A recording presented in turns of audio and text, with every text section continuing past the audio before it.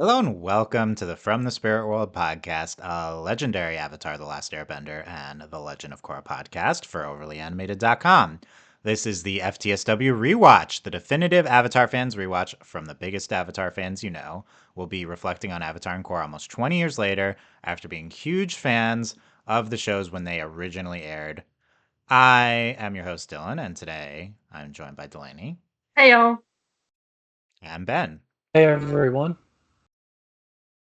We are on book 2 of the Avatar rewatch, going through 3 episodes at a time. Today, we have reached 13 to 15 of book 2, The Drill, City of Walls and Secrets, and Tales of Ba Sing Se. 3 pretty huge hitters here, so very On it. exciting. Getting into these episodes. We might be, I'll get to this soon, but we might be in the best stretch run of Avatar of the entire show, starting with this podcast. Honestly, last time was good too. So some exciting ones to get into here. You can search for From the Spirit World or Overly Animated anywhere to subscribe to either feed or to our dedicated FTSW rewatch feed to get all of these podcasts. We're on video. Go to youtube.com/overly animated to watch the video version of this, but it's just fine if you're listening on audio as well. We will be in full spoiler territory for all of Avatar and Korra throughout this rewatch podcast, regardless what episodes are being discussed. Send us your questions and comments to read on the upcoming podcast at overlyanimated.com. And if you're listening to this in the present, in the future, who cares? But these are going to, the last few for book 2 will be staggered a little bit, so don't expect them weekly. We're going to get to them when we get to them, and I'll try to finish out book 2. That's kind of what's going on here. Look, Ladybug's back. There's a lot going on. There's a lot going on. But check out the previous book 2 ones. We had a great one with Beatrice last time. That was a pretty long one. And now we are gonna get into some exciting episodes. Happy to have Ben on for the first time. Ben is an original. He's on the Netflix rewatch Avatar podcast we did. So he's been on recently. But Ben was original from the Spirit Worlder, I believe. I don't exactly remember when you came in, Ben. But what's your why don't you give us your history with Avatar, your history with the fandom, the podcast, all that good stuff? Yeah, so I started watching the show, I want to say it was like midway through season 1. So it's not something I discovered right away, but and I liked season 1, but it was really season 2 where it started to, kind of take root. It's like, oh, this is like something, amazing. But yeah, I did join the From the Spirit World podcast. I think I took part. You did. It was like Survivor. I remember it was like Dong Bufeng Survivor. That sounds about right. This was not a podcast. It was not on a podcast, but that is a good fandom memory. I hosted I've been into Survivor since I was, and I'm still watching Survivor. Dylan loves Survivor. That's how long Survivor's been on. But even in Avatar days, we had Flash Chat on Dong Bufeng where it was like our chat room where we all talked, and then in there I hosted a Survivor contest of people were participants and went through. I don't know if they're Avatar challenges or what, but that was exciting. I didn't remember you were a contestant, Ben. And was that your first thing coming into Dong Bufeng? It was, and then I guess just by doing that, like I got invited onto the podcast, and then, there we go. So, I'm looking for what your first podcast is right now. It was during the final stretch of season 3 episodes. I want to say maybe it was I'm seeing 3. Yeah, which one do you think? Oh my gosh! Well, I think it was the sun. Oh gosh, which? Okay, now my fandom's being bad right now because I'm having a. We haven't gotten to book 3. We haven't gotten to book 3 yet. Is it? Are you talking about the one where it's Zuko and Aang and they go and? Yes. Dragons. Yeah. Not according to my search, your first one was the Southern Raiders. So yeah, 16 of season 3. Oh, okay. I knew it was in that last stretch of episodes. Yeah, that's pretty late. July 18th, 2008, though. So Ben was here very early on. Children. Great. Now I feel old. That's why my picture's I wrote, because I am the elder statesman. So Is Iroh your favorite character? Is that why you wanted Iroh to be your picture? Yeah, he is. I'm nowhere near Iroh old, obviously, but I do relate to him the most, honestly. Just like it, just the way he kind of goes through life. He seeks peace, but at the same time, he's not afraid to mix it up when he needs to. So Nice. Um, any introductory information we should know? What do you ship? What's your bending element? Also, if Etc. it's Zatara, we're gonna kick you out. Just so you know. no, Everybody serves no, a target. Katang all the way. Yes, I This do is the correct I do answer. associate. Yes, yes. I do associate probably with fire the most, though. Um, it's the element of life. It can be a destructive force, but you know, it's also so much more than that. Like they said in the Firebending Masters, it's energy, it's life, and I think that's just a reflection of who I am. So. cool. That's very deep. I see you were on our Katang special podcast 49, so that checks out. I'm not lying. I'm not lying. From my memory, my Ben's best podcast moment, in my opinion, was we did a commentary track for the dreaded The Last Airbender movie. Oh man. That doesn't Oh, exist. yes. Yeah, that's not real. I just remember Ben came in with full of zingers and was just firing them off the entire commentary track. It was very funny. You watch a lot of Mystery Science Theater 3000. It kind of It does uh, something to you. it does, and that's actually something me and my wife do. Even now, like something we've maybe watched like 10 times, but we just get the urge to watch it again.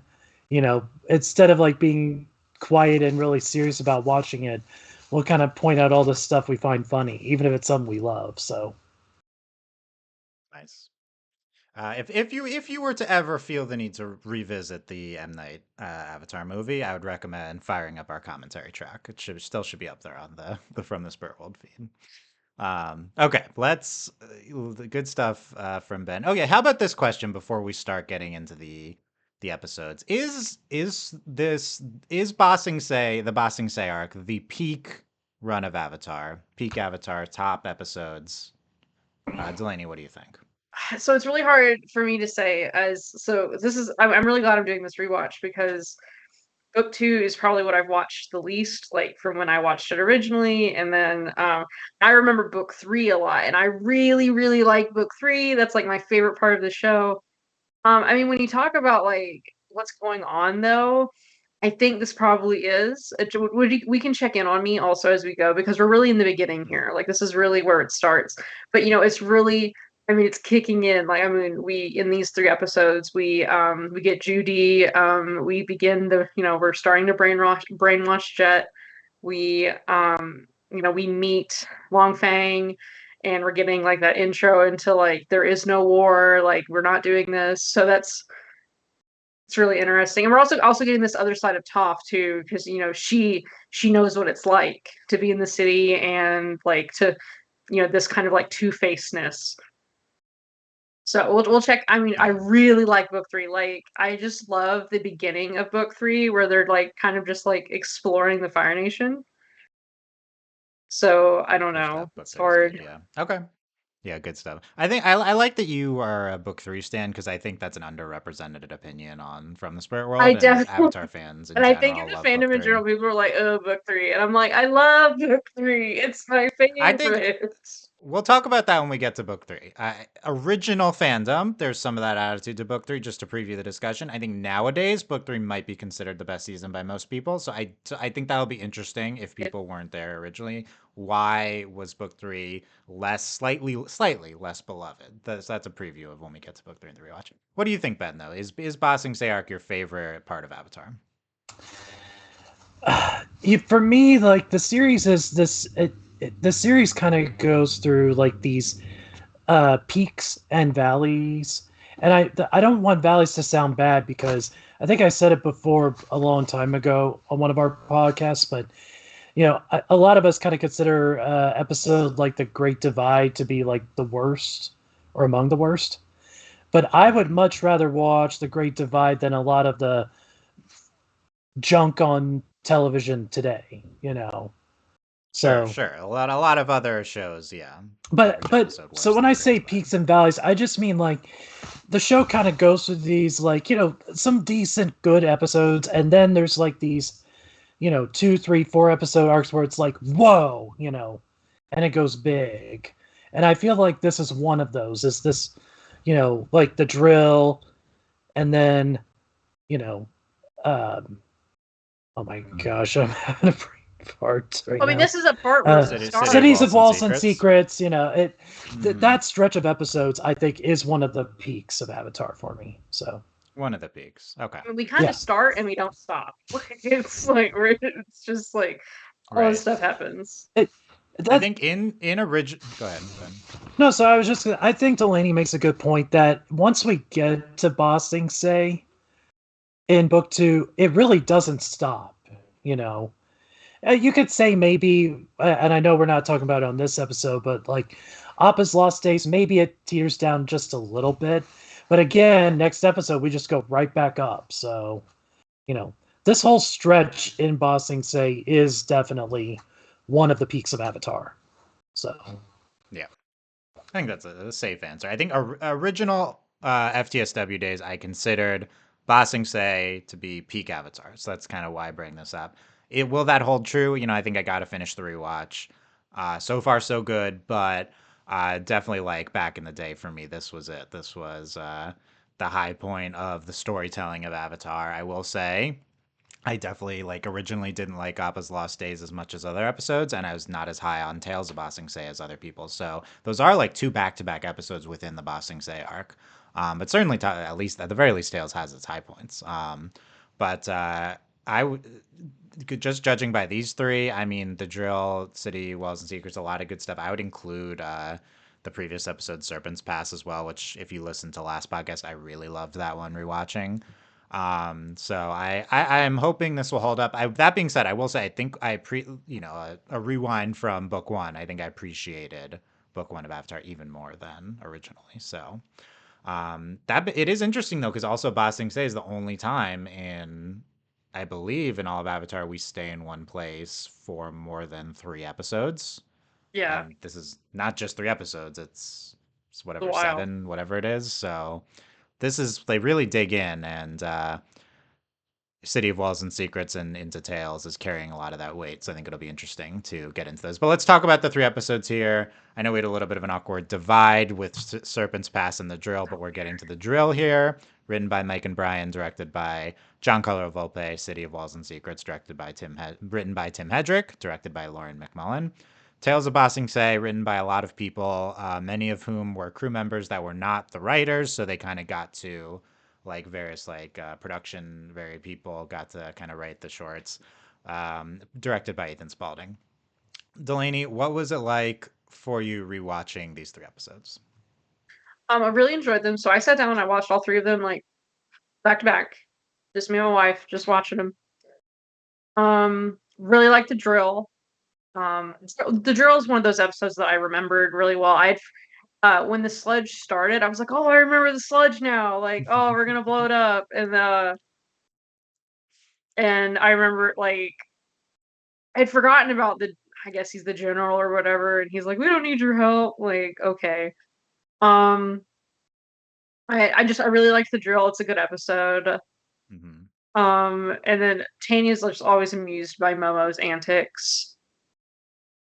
And then for Cities and Walls of Secrets, this was I mean it's well, I guess also we have I think it's in the drill. Yeah, in the drill we also no, I'm getting confused. No, I'm trying to remember.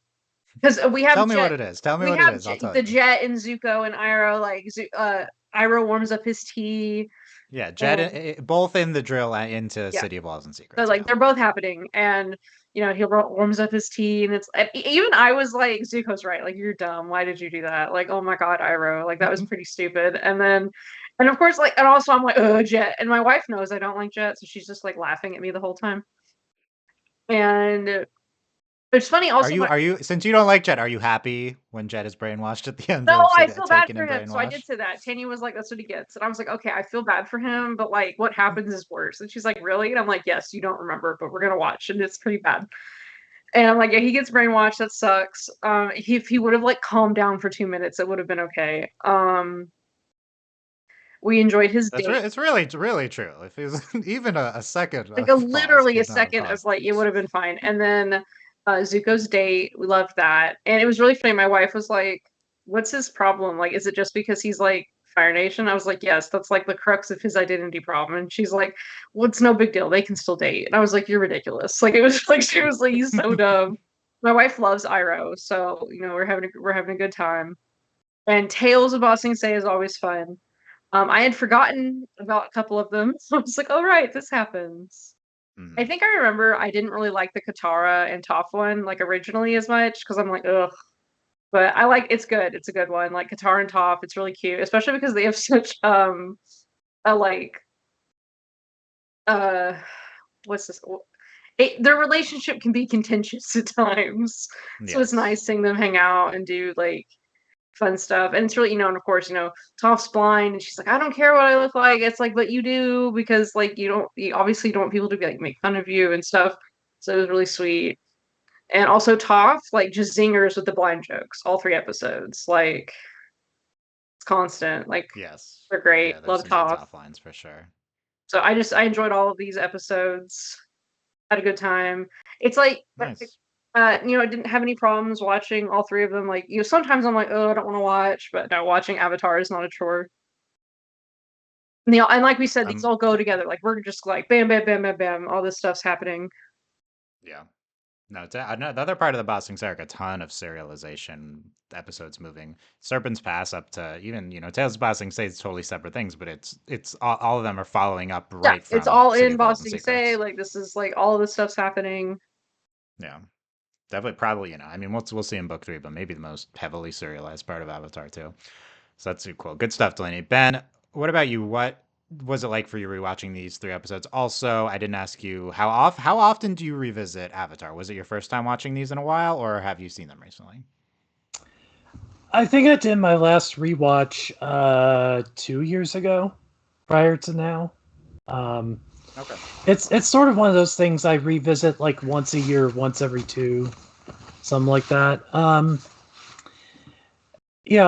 not gonna. I think Delaney Cast spoke very well about the 3 episodes. So just a couple observations I had. Some that I found interesting on this rewatch of the drill was, you had Sokka kind of being instrumental in like, "Oh look, if we attack this weak point, it'll collapse the whole thing," and it made me think to even the Netflix show where they seem to be really kind of building up this like you could be an Yeah. engineer thing. And so I don't know if it was this episode that made like the Netflix showrunners want to expand on that or whatever, but I just thought it was a interesting parallel revisiting the show now, having rewatched It's a or good point. having Yeah. watched the Netflix show. Um, Yeah. and then City of Walls and Secrets. I mean, I don't know, like it's just kind of scary, like watching that and thinking of like parallels to today in a way. Yeah. I was Yep. gonna bring that up too.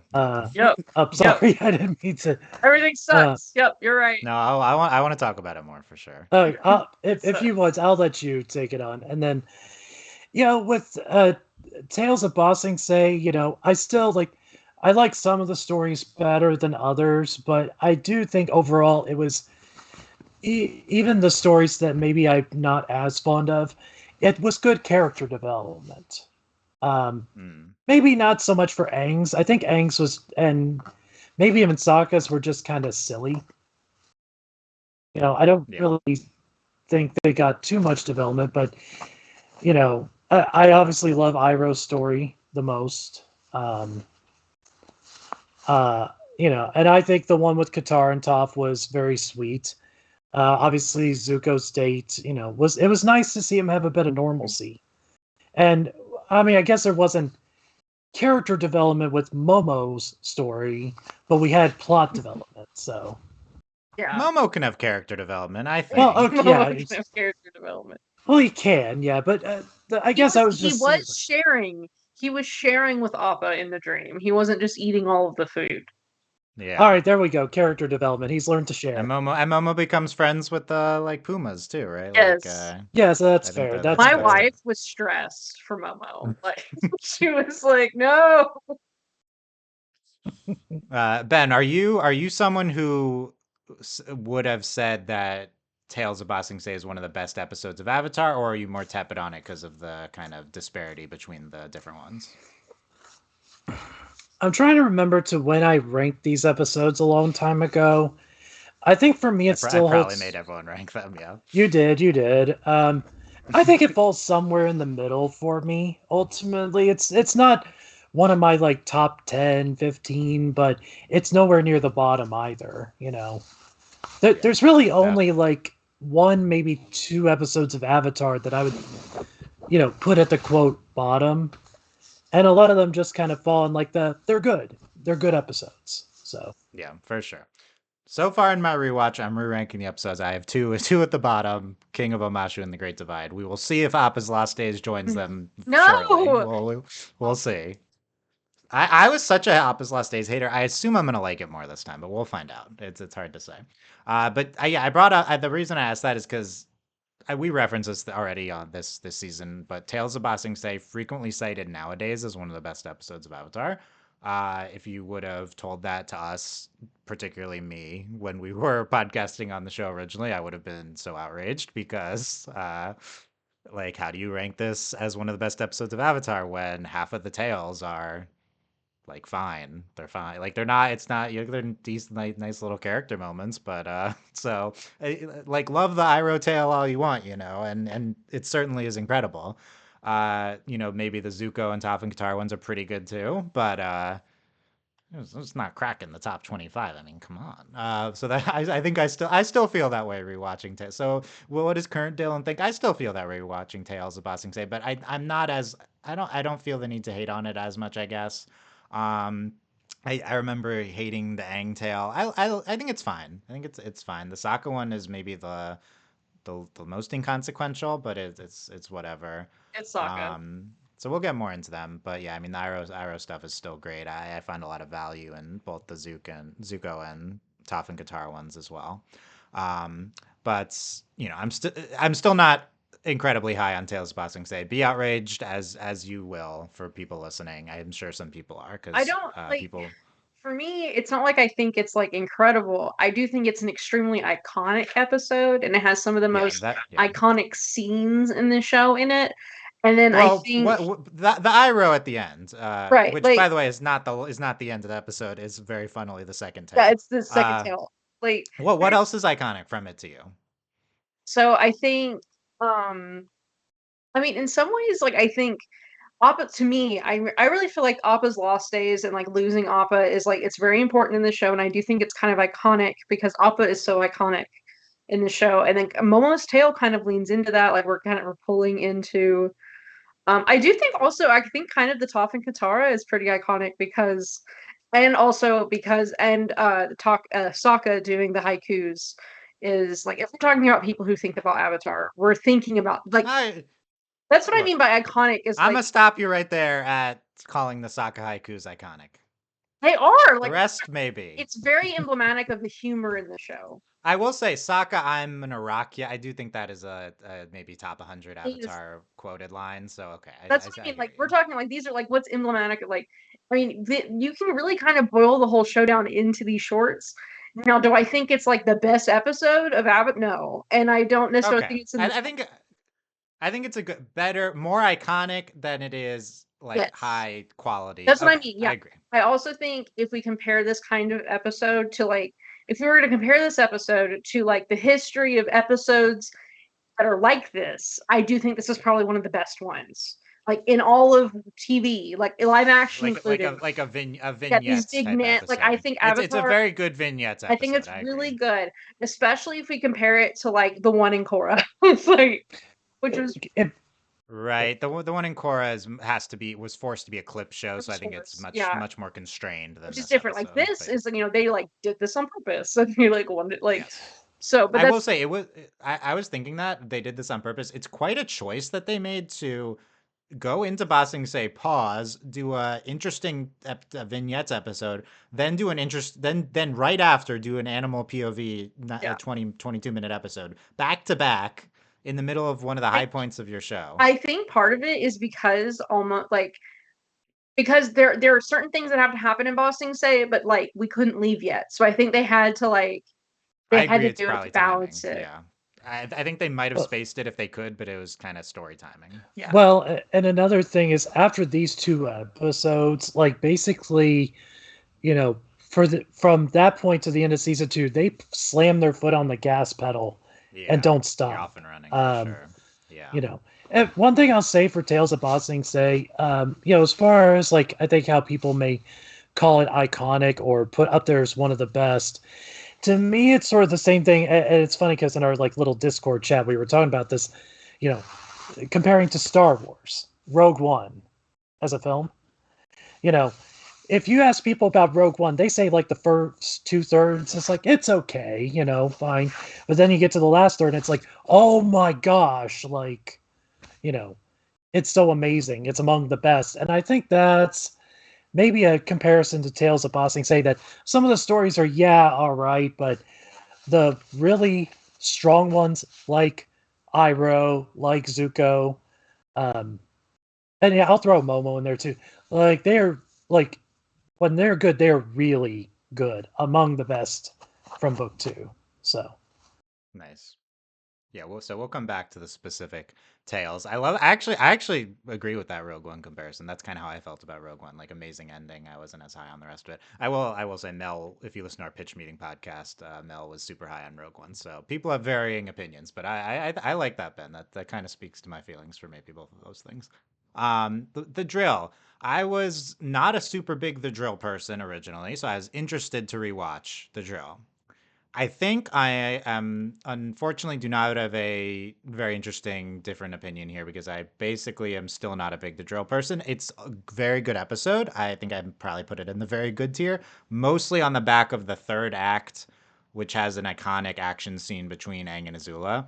On top of the drill, incredible use of the location with the falling boulders and the drill going into the wall. It's such a complex, great action scene. I think the end of the drill is amazing. The first two thirds they do. I will say they do have some iconic lines, which we'll go through. So I think it's a very good episode. To me, I think the drill is trying to clearly Mike and Brian wrote it, try in the same position in the season, trying to be um the blue spirit of book two, and I think it doesn't necessarily succeed as much to me as the Blue Spirit in being that kind of iconic action set piece episode. But it gets maybe 2/3 of the way there, so it's still good. And then City of Walls and Secrets. Okay. Uh, Originally, this is in Dylan's mind one of the all-time greatest TV episodes of all time. I think I probably referenced this a lot. I pulled out my old Avatar rankings. This is number two in my all out of 161, just behind the book one Oh, finale. oh wow. I adored this episode. Uh, and if you wanted to say like finales don't really count, they're kind of too high. It's kind of they have so much going for them. This is the best normal episode of Avatar. That was original Dylan, 14-year-old Dylan's opinions on this. Um, so very interested to see rewatching it. I mean, I rewatch it and it is such an impressive, like, done written episode. I think I thought of it more as like a city introduction episode, maybe more so than I originally did.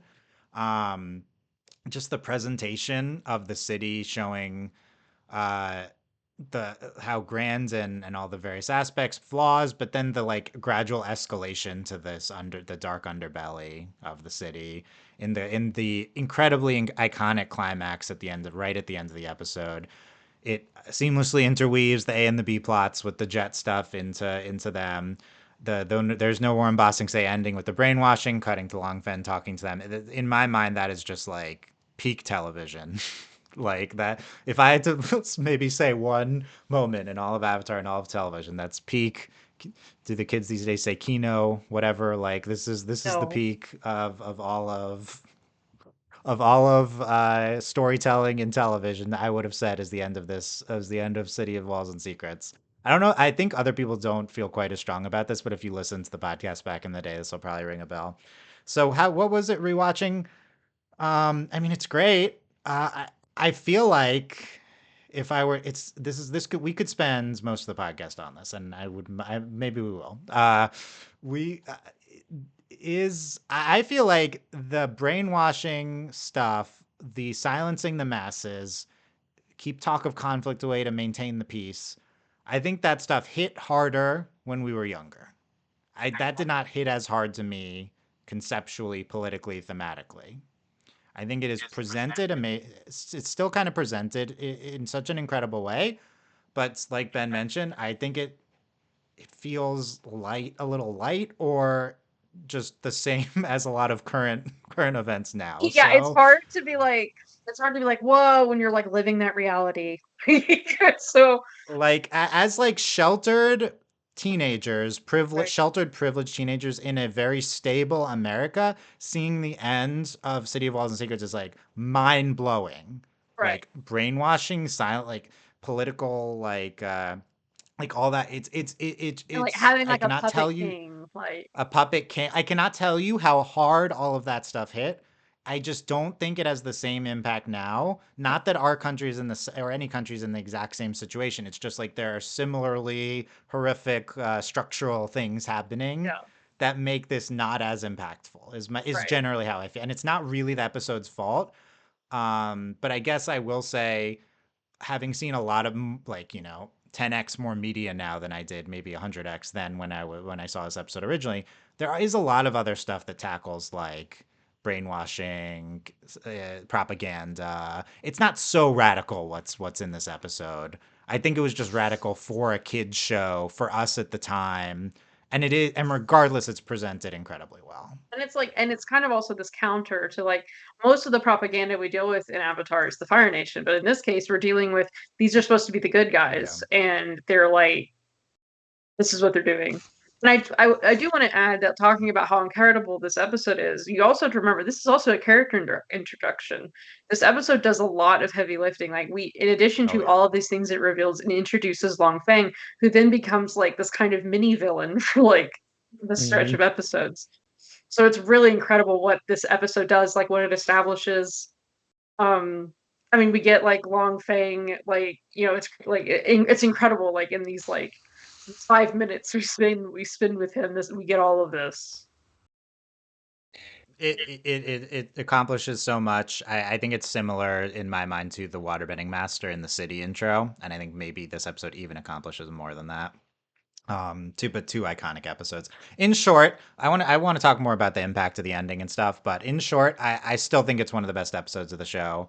I think it was great. I'm not as firm on like it's the second best episode of Avatar. I maybe need some help in ranking this versus Zuko Alone and the Blue Spirit, which I am have right near it. I don't even know how to rank those three, honestly.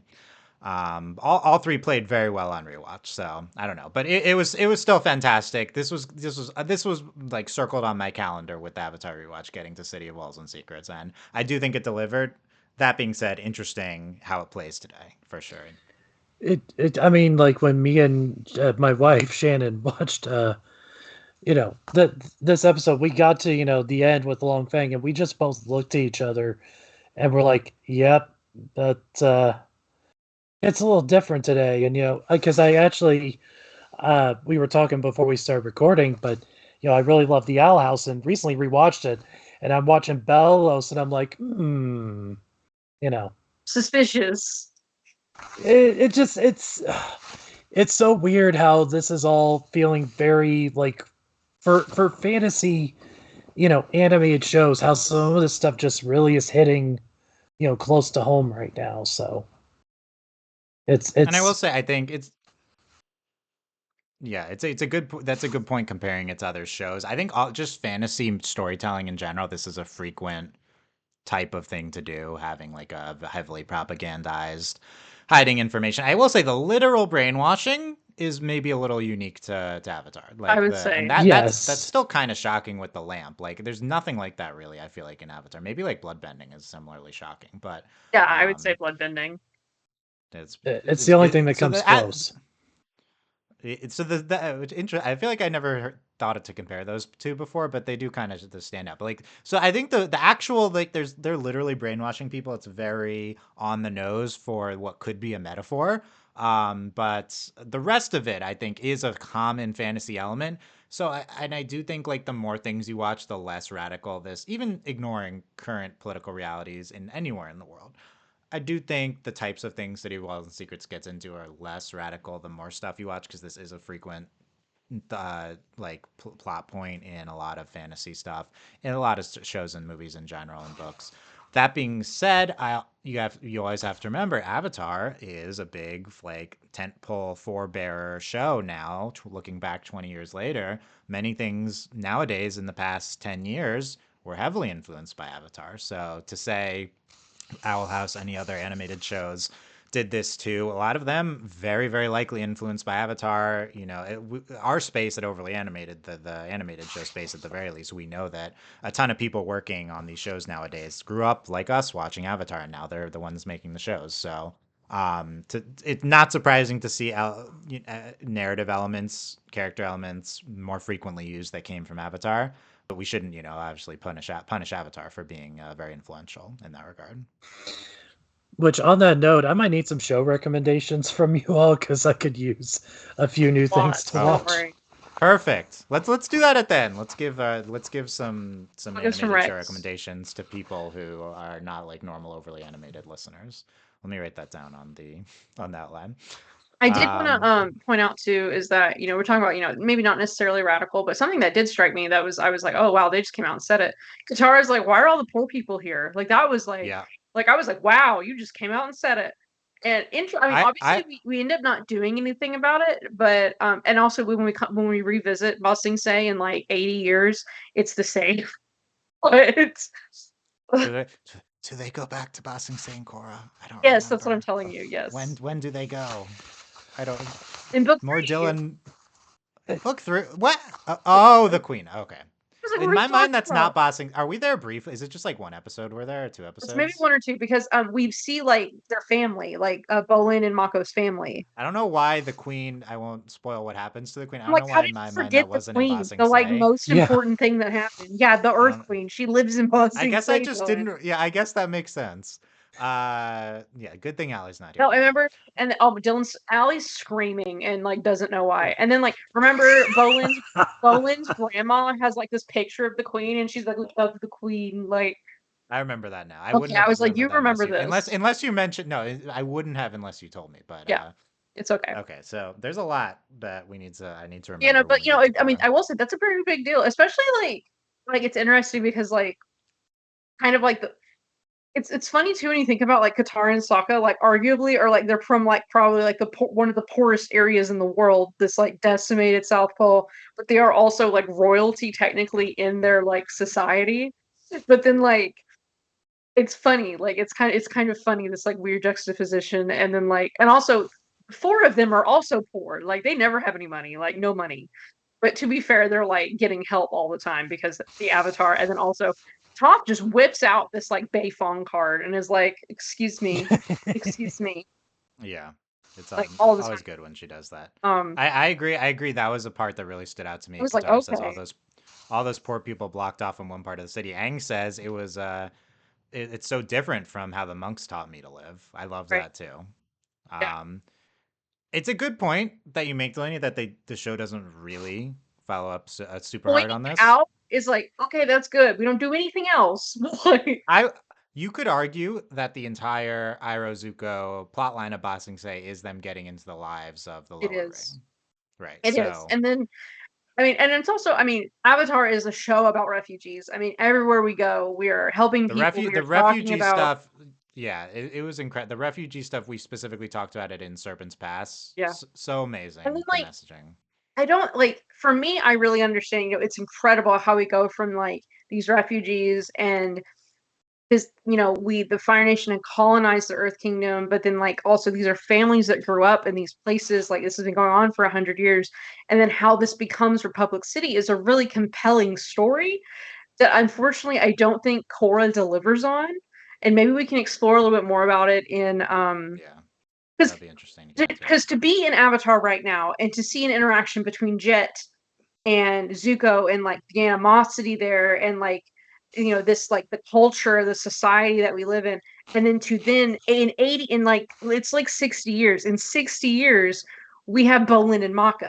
Like this is like it's really interesting to think about, and it's kind of like it's really compelling, but like we don't like the show doesn't really give it to us, if that makes sense. Like it's there. We don't like talk about it as much.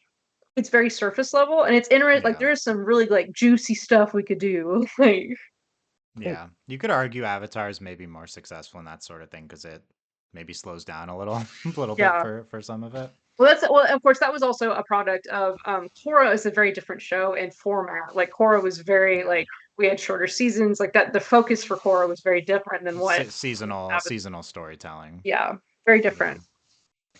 It has been fascinating Go ahead. during this rewatch. Sorry, Dylan, I'll be quick, but it's just been fascinating, like rewatching this show, and just anything, like because I'm a big Disney guy. I grew up all those Disney films, and even rewatching some of those, in my later years now, and just finding some of the themes they touched on, even if it was subtle, because I think Avatar kind of hit the nail on the head more so than a lot of older Disney films. But even then, some of the imagery, the themes they touch, I was just like, whoa, these were a little more. Yeah, I don't say adult as it like inappropriate, obviously, but just like more mature themes than you would have ever hit me as a kid. So it's just a fascinating journey revisiting this stuff so many years later. So in general, I think yeah, for sure. I think the refugee thematics warrant, we talked about it heavily last podcast, but warrant again mentioning because at the end of the drill, we get this amazing, like, hopeful ending to the episode of seeing all, like, Zuko, Iroh, and the other refugees heading into Ba Sing Se for the first time. And it's just this, like, extremely hopeful note to end the episode on. Iroh also sees Baby Hope, so, very on the nose there, too. But I mean, it's beautiful, and that's another great point to the drill, like having such an amazing last several minutes. But just the refugee thematics so, is even more radical now somehow, just because, as discussed, our country is at a very conservative place with immigration right now. Attitudes, not just policy of a current administration, just general attitudes are extremely Yeah. inflammatory against other people entering the country. Avatar is a show that presents people going into Ba Sing Se and the whole refugee experience. It presents it in a very detailed light and very positive of them finding a new place in the world. We should point out it's just extremely radical. It is. I think at this time of Avatar, maybe there's I don't know the exact political landscape, Western landscape timeline, but this was maybe more widely accepted in progressive circles. It's still obviously accepted now in progressive circles, but um, I think it shouldn't be noted how kind of like how different from standard political opinion this is now, as shocking as that is. And Avatar gets a ton of kudos for including that, and it's one of many things that I'm so happy that it's an aspect of one of the most widely viewed shows maybe in the world now in the past 20 Right. years that Avatar is. Right. Big top maybe 10 thematic. I'm happy that people get to see when they watch Avatar, as it's been so popular since the show aired. Getting back to one other aspect of the ending of City of Walls and Secrets, and we'll move on to other stuff, but this was, I think it's one of the highlights of the show, so I want to give it its due and talk about all the aspects of it. I felt the whole aspect of the Dai Li as the keepers of the Cultural. Yeah. of It's the that really hit me cultural. this time. Like I was like, I didn't like if you had asked me like before we watched this episode who the Dai Li were, I wouldn't have told you that's what they were. I would have Yeah. said they're like oh, they're like the secret police of like Ba Sing Se, they like protect the king. I didn't roll out like I didn't, I wouldn't have said that they protect the cultural heritage Ba Sing Se and And like that and it specifically say that in the traditions. They say the traditional traditions. cultural Yeah, it's heritage. So really we can interesting. relate that to the we can relate that to the West. But in my mind, I'm like, okay, this is intended is at the time this is intended to be like a China commentary, like Right. maybe not even a commentary of modern China. I think this is probably just based on historical China. I don't even think about China. I mean, obviously the Earth Kingdom is like heavily influenced by Chinese culture, but like I mean, if we really want to dig into it, it's really more emblematic of Japan. Like so the Fire Nation is very like imperialistic Japan, but then like if we're talking about like tradition and that like protecting tradition and like being very anti like everything else, it's very much Japan. So China though. So like we kind of have you can be both. There are parallels with both. Sure. A lot of Asian cultures, historical cultures, could be influenced here. I think the aspect of like a cultural police who are there to Right. maintain cultural heritages. I think likely this the inspiration for this is them looking into the history of various Asian countries, maybe even particularly China. I'm not like a historian and Eastern historian, so I think that's maybe where they get that from. I'm like, is this supposed to be is Bossing say like a commentary on India with the caste Right. system? Is that what they're going for? How much of it? I know specifically Bossing say like visually and stuff is I think based on I forget Mike and Brian talk about this all the time on a specific Chinese city or something, ancient city or something like that. But yeah, I'm like, how much of this is them being like Westerners, like, oh, U.S. Western capitalism stuff is good. Right. Oh, all this stuff, certain things going on in like India and China, that's bad. So we're going to kind of satirize that. How much of that is going on? I don't necessarily think so. I mean, Mike and Brian are always like pretty progressive, radical type figures. Definitely now, but I think even at the time of Avatar, how much of it is it's probably just them finding, Avatar is based on Asian culture, and so they're probably just finding inspiration in I will say, historical like, if you think Asian about it, and institutions. if we argue for a moment that let's say it was meant to be that. Funnily enough, we are now satirizing like American culture and like the current political climate. Like that's what's funny about it is like if we flip it, that's what's happening now. Right, that was where I'm eventually gonna go. And you could also argue there's some like Nazi history Oh, stuff that and there could also be like a secret police, but and also kind of like Puritanism.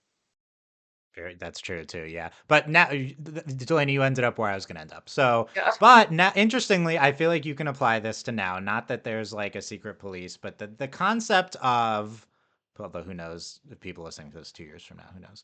Yeah, who Uh, knows? Like this- they're the like listening and concept. they're like, hey, Oh, they don't even they know. don't even know. Uh, I just think like hiding like just censoring and silencing the masses of like not providing them with actual information, keeping like calling all that like keeping our traditions of like Right. that does feel very modern conservative movement in Yeah. America. Like we believe in hurting a bunch of people. That's just us keeping the traditions of Right. past America. Obviously, I'm Well, simplifying and also there giving is a a certain conflict happening in the world at the moment where this is like extremely very much what's happening. So, we don't have to get too much into it, but and Western attitudes towards other conflicts in the world yes. and not Yes. providing wide information and Yeah. so yeah, I do think does this type of stuff in this episode hold up for me? Like, yes, even maybe even more so now. Right. Especially that concept of like of we're keeping the traditions, and it's like an enforcers that making sure people only believe certain types of things. Definitely holds up now. Definitely holds up. And it's kind I of do also just this think like they kind of also have this very scary imagery. Like the dialy are very intimidating, and the hands, like the rock hands are so yeah, good. It's such an yeah, iconic visual. It's so perfect for what they're going, pulling people back into the darkness. yeah, It's really astounding. and silencing Um, them. At the very least, I just wonder if a lot of people watch, more normies than us who aren't so quite so out there politically as the types of things we're talking about. I wonder if they watch and they say that, oh, they're just like kind of satirizing China here. Right. I Okay. wonder if most people just think that. And I wonder if that's how the episode was written. I'm kind of not completely Right. sure. Which I don't know how, like, one, I don't, again, also not an expert on anything going on in China. But we do know there's this kind of like social system and they like track things and this can impact your place and activities and things and access to things. And especially, and also it hits different now after COVID, I think. These are also like, these walls and like, we were restricted and that kind of and access. And not that the United States ever actually went on lockdown, but other places did. Yeah, But maybe China's response. China's that response that's to really, yeah, to, that's to really what I was getting 2020 at. Was like COVID. That's China's interesting. Yeah. response, like China's response to COVID, and like Japan's response to COVID, and I but don't know about Japan, but yeah, but yeah. It's I was kind interesting. of talking about the like kind of the like social ranking they do in China, and that like how that impacts like certain things, and that's kind Yeah, of and I think there are probably daily equivalents in countries like China. Not that right, not that I'm trying to say like U.S. so bad, other countries so good. I think a lot right, of a yeah, lot of definitely countries so not. bad. So I think that's maybe where they're We coming just don't from. have like an established system. It happens. It's just not like Yeah, for yeah, you could argue certain American institutions function as the daily. that's true. Uh, Several of them so actually. several. And not just metaphorically, literally. Yeah. I think my guess is when they're writing it, they're like taking from maybe Asian history with maybe like an eye towards like modern China, but keeping like a satirization slash messaging of could this apply to our cultures as well? I bet that's where they're coming from I mean, we here. have to think about too. I mean, if we're talking about like 2008 and like we're talking like the Bush administration and like that They kind might of they might be commenting on the Bush administration. yeah, like Maybe they might be we're talking anti like Iraq war. anti That the this might Iraq be in war, we're response to talking that. Yeah. about like his second term, and there's and of course, and we're children, or at least I mean y'all were teenagers. I was a child. Like I was like and I do remember things that were happening and like the political climate, like in like a very vague sense. We look back on that now.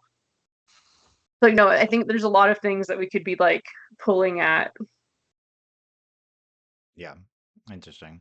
Okay, I think if people are not enjoying this part, we can move on to other things. Ben, any other last thoughts on anything about the end of City of Walls and Secrets? Well, one thing I'll add is because I did check into this. It said that the city of Ba Sing Se itself was largely inspired by Beijing and the Forbidden City. Forbidden Okay, City. when you were Okay, talking, that's I was like, I'm pretty sure it's the Forbidden City, but I didn't want to like yeah. say it and be wrong. Yeah, yeah.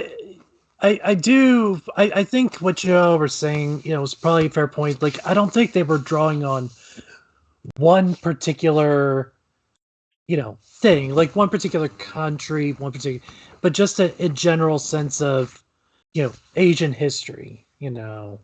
Yeah.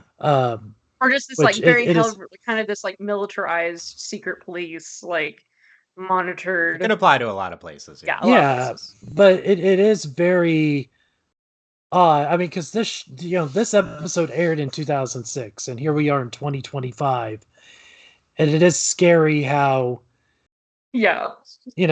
it's scary. Yeah, it just how some of that can really apply to today. And I'm like, because I was just starting college when this all aired, and here I am now, like 18 years later, just like now it's like almost a reflection of our own country, and it's very terrifying. So at least Yeah. I I hope think we I don't think get to that point. But yeah. Yeah, I don't want the let's hope Daily. people aren't looking back and thinking it's very literal now. Yeah, you're very Um, literal. It's like let's every time you watch The Simpsons, you're like, how did they know? Yeah, and then the comment, yeah, I saw, and then people's commentary on that is that's called political, that's called satirization on yeah, they're commenting on things they're seeing at the present, and then it reflects in the future. So this is like, that's a good point, similar to some of the Simpsons predictions. Avatar is just making good commentary on current things they're seeing around them, which then come to roost many years later. Yeah. So that's interesting. I mean, unfortunately, you look through history, and the pendulum always swings two ways. Unfortunately, right now the pendulum has swung, very extreme one way. And who knows how long it'll take to swing back, but eventually it does. So it's just very scary Yes, right now. and So yeah, it's interesting that I was going to say it's interesting we're discussing this uh, early 2025 as opposed to when we started this series. Like last year would have been a different discussion, I think. So, Right, definitely. Oh, um, absolutely, it would have been a different yes, discussion. I think I would have had similar things to say and kind of about different topics, but Yeah, still, yeah, it it is, would have been, it it would have is, been different. It would have been different. um, yeah, and obviously, if any, I do think just conceptually what they're going for here is like this is the other side of the war, and this is their response to the war Yeah, I would around say them, it's a different this reaction. insulated city. So not I'm not saying all of this I think they start out very in universe, right? I'm not trying to claim that they're just inherently doing political commentaries. This was all just like a meta discussion about it, but the way they arrive at but the state of Bossing Say, I think, is similar to what I've been impressed with Avatar throughout this rewatch has been. They very much say, okay, this is what the world, the map we set up. Let's narrow in what would this place be like. What there's a walled. We established Bossing Say as the capital of the Earth Kingdom and is like a walled city. What's that like during the height of the war? Oh, what if they're keeping that information from the people, right? Like it's a very Right. organically derived based on the state of the world that they set up. It's just more incredible world building Also, that we have to, arrives them at this and we point. kind of have to remember too. You said the height of the war, which is interesting because it's not the height. I mean, it's we're coming to the close of the war. And Aang literally woke up 10 minutes ago and was like, "There's a war going on," and Katara and Sokka are products of a century of war. This war has been going on for 100 years, and like it's we're fighting this war, but it's kind of like you're just like feeding like people into this machine and just crunching them up. So it's kind of interesting to now be talking to be in Bossing Say and to see how they're reacting, and they kind of talk about I think Long Feng's like this endless war. Like it's we Hmm. need to It's it's interesting. We're the not. It's not the middle of the war, but it is still one of the heights of the war. I mean, they're attacking Ba Sing Se again. Mhm. Where was their reaction? Uh, did they also hide the existence of the war when Iroh was attacking Ba Sing Right. Se? That's That's another interesting. question. Yeah. I think probably that's what they're implying, which is really interesting how Yeah. they did that during an active siege. Uh, well, because I'm trying to remember during this, like, because there's several walls, right, surrounding Bossing Say, and I Right. believe right. Iroh So broke there's through the outer one of wall and the then the inner outer. wall. Yeah. Right. So Iroh never got past the inner wall, so they could have Right. just hidden it. Yeah. So Yeah. it's Well, but it's they like I probably mean, cut off supplies and stuff. well, I mean, when you think about it, I mean, the drill just got through the wall, and it's like I don't think the people inside know that They happened. didn't know. They it only got through the outer wall. Yeah, they Yeah, don't it just really got to, know. and like as we watch them, ride the tram, they're I mean, it's at least I would say at least a mile, if not more, to get from the Well, outer wall one to where thing I they live. appreciated about the Aang tail, he moves the animals between the outer and the inner Or wall. I wall, like that they played with right? that space. So yeah, it's they. I think the show does a fairly good subtle job of establishing like that there's this whole section of the city before you get to the true city. Yeah, And they probably designed it that way. Partly probably inspired by ancient Beijing, but also like just so they could arrive at the super insulated populace. right. Like, oh, they're like two walls deep, in a whole this whole location, sort of separating them from the world. And if you keep all the refugees and all the poor people here, you're not impacting the important people who And the important people, yeah, the in the middle and upper class, even more insulated too. In the middle, it's interesting. Okay, last point though I want to make is the brainwashing too much, or is it like because it's one of the I do think bloodbending is a good comparison. It's kind of like magic. Like bloodbending, they try to justify at least with the bet, like, and it is yeah. justifiable, but I feel like brainwashing is just like pure magic in the show. Like, I mean, it makes sense though. I mean, I guess as someone who watches a lot of weird stuff like this, I don't know. I mean, we're talking. Do you think it's just like a magician? It's like the art of No, suggestion. I mean, I really think. I mean, it's torture. He's being tortured, He's and there. so I It's think torture that's. result. I think it's really Okay. torture and this kind of like you wear like well, it's like I mean, this happens in the real world, like getting false confessions and that kind of thing. Like he is, he's trapped in this dark room, and also darkness and isolation. We know is really, really, really, Mm-hmm. really, really Sure. bad for you and like your brain. And so like I mean, it makes sense. And also Jet is also a child. Like we're talking he's also very young. And so I think that's Yeah. another thing. Like we're talking I mean, he's what, like 16, 17? If I think it's implied they brainwash other people. yes, absolutely. But that's what we're talking about though. I mean, Well, and we because have the to assume most Judies. right, and we have to assume Yeah. yeah, Are the it's like, are the Judies brainwashed or are they in on it? It's this good I question. I am they're brainwashed. Okay. What do you think, Ben? I think so too. I mean, because I wonder, but I also wonder, like, is it, and maybe it's interchangeable terms here, brainwashed, mental programming, you know, Yeah, like it's programming, yeah, like like a the very Winter crude. Soldier. Like Yeah, because Yeah, I think it's a fair. Good. no, sorry, I was just gonna say because it took a little bit of work, but Jet was able to wake up. It just took, right. you know, I I, Spoilers. I wish it could have been cognitive Spoilers. recalibration, hitting him hard in the head. Um, Yeah. Yeah. but I don't remember how it happened, so I'm excited. Okay. The I won't say I how. gotta see. Well, it's But kind of yeah, like I mean, granted, Does a it's rock hit the middle of his back and reactivate the avatar state? Is that what happens? yes, that's how that works. Exactly. Well, yes. it's like well, I mean, obviously they do it in a really stupid way. The pheromone stuff made me crazy, but like in Black I Widow, that's what they do. I Like just forgot about that. I didn't, Delaney. You keep reminding me of things that I didn't know happened until. I forget it. The pheromone stuff in Black Widow is stupid, but like Well, the other I stuff, don't. I watched that movie and I have no idea what you're talking about. But that's the fine. Avatar You don't need stuff. to know. It's stupid anyway. But like that, but really, like deprogramming these people who are who've been brainwashed and that kind of stuff. I think it's a fair point that, as Delaney mentioned, all these real world things, the brainwashing it may in this show maybe a slightly exaggerated version of real things. So I think that's Yeah. fair. But at the very least, I think my commentary would be just because, like, at the very least, the brainwashing, the bloodbending, they're just these very shocking, like, big things. Because they use the show uses them sporadically, I think it works. I think if I they think did they stuff use like them this all very the well. time, they use it well placed, sporadically in the show, these kind of Well, it's like major well, things. it's like bloodbending. I mean, I think bloodbending is like this natural, like we're talking about this fantasy world and these kind of fantastical abilities everyone has.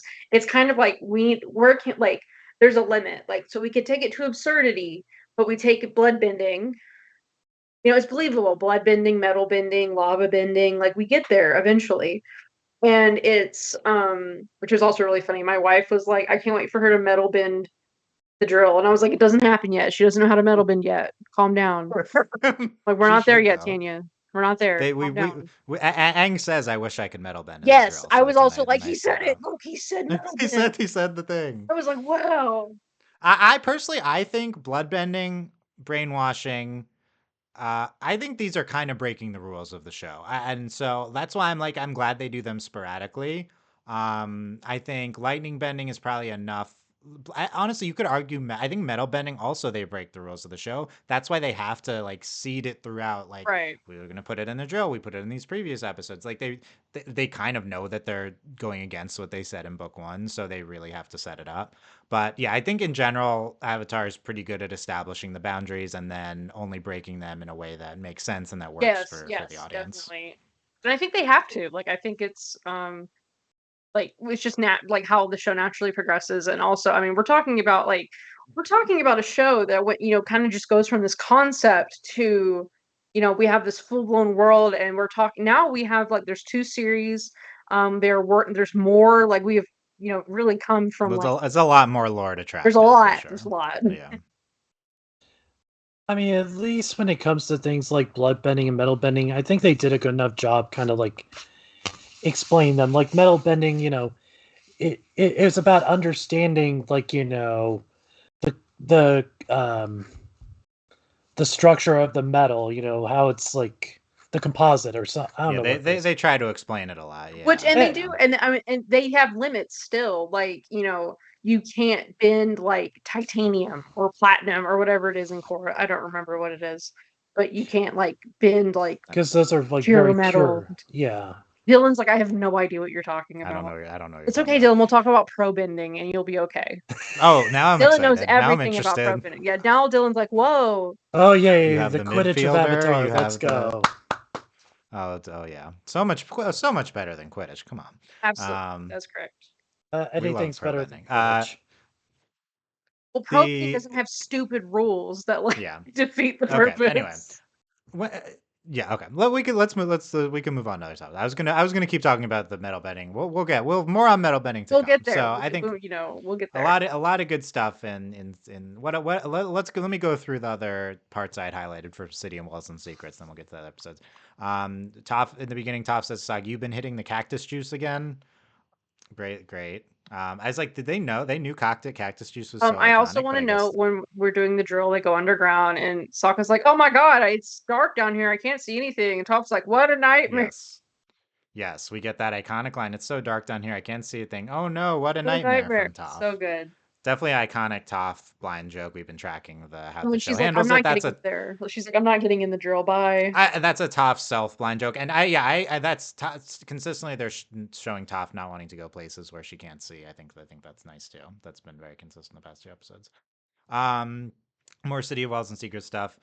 We iconic. I forget that all these iconic Iroh T lines are all from this episode. Literally all from this episode, every single one. Like, I can't believe someone from my own family would say something so horrible. Zuko says this tea is nothing more than hot leaf juice, or the Iroh says that this tea is nothing more than hot leaf juice. Zuko, Uncle, that's what all tea is. How can a member of my own family say something so horrible?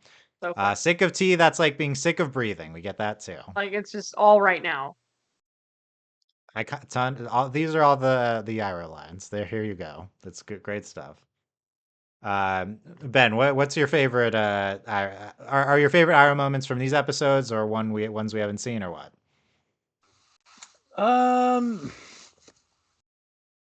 Gosh, that's there's definitely some really good moments here. I kind of have to like compile a list to say what my absolute favorites are, but yeah, like when he does heat up his tea with firebending, equal parts. I'm like, that is very Iroh. He loves his tea, and then I'm like, but are you stupid? You're in the middle of like the capital of the Earth Kingdom. Like, well, it's like even Zuko's like, for a wise old man, that was pretty stupid. Like, yeah, but I think I'm on Iroh's side. Only someone as obsessive as Jet would even care, but would that notice is correct. this. But unfortunately, Jet is like got binoculars. Jet is there. He's like, doing over there. I mean, to be fair, yeah, because it's not very obvious firebending. It's not like he did a big flame in his hand and put the. But also maybe you should loudly proclaim your tea is cold, and then it's hot 2 minutes later. Like, just a thought. It's true. It's true. Yeah. Very Iroh. Yes. A lot of good Iroh stuff here, and we'll get. Yeah, I do love how he's like, oh, this tea is dreadful. I'm gonna make some better stuff. I don't know, just there's some really good moments of Iroh here and that's great because considering first half of season 3 we don't get to see him much. He doesn't even talk. True. Yeah. Much. But yeah, because he's in jail because his nephew sucks. Yes. We haven't gotten that part yet. He's still fine right now. It's a good point that in the span of one episode here, Iroh completely revamps this one tea shop, and now it's the best tea in the city. And then he buys the flowers, and he's like, in case someone brings home a lady friend. Also, I forgot how much of a ladies' man Iroh is. He just hits on like every woman he sees. He is the he's flirting with the immigration lady from so Last funny. Airbender. And Zuko is like, this is the worst thing that has ever happened to me. Yes. So funny. That's good. We briefly get Smellerbee and Longshot here, trying to talk Jet out of being obsessed. I noticed Longshot's arm around Smellerbee. Yeah, it's like, do you both feel this way? Which is really funny to say to somebody who doesn't talk. Like, it's so funny. Delaney, are Longshot and Smellerbee together? I think obviously, duh. Yes. Duh. Like, this was obvious when Iroh misgendered Smellerbee and Longshot helped. Yeah. Yeah. I feel like we'll see if they get more to do with the later Jet stuff, but Avatar continues to put some focus on characters that don't really matter. It's a Yep. Not one of Iroh's Right. best moments, to be sure. no, And like and we had a whole Smelly being a discussion about long that. That was shot, like I interesting. mean, I understand because they're leaving life, but like they literally don't. They never show up again. Like after this.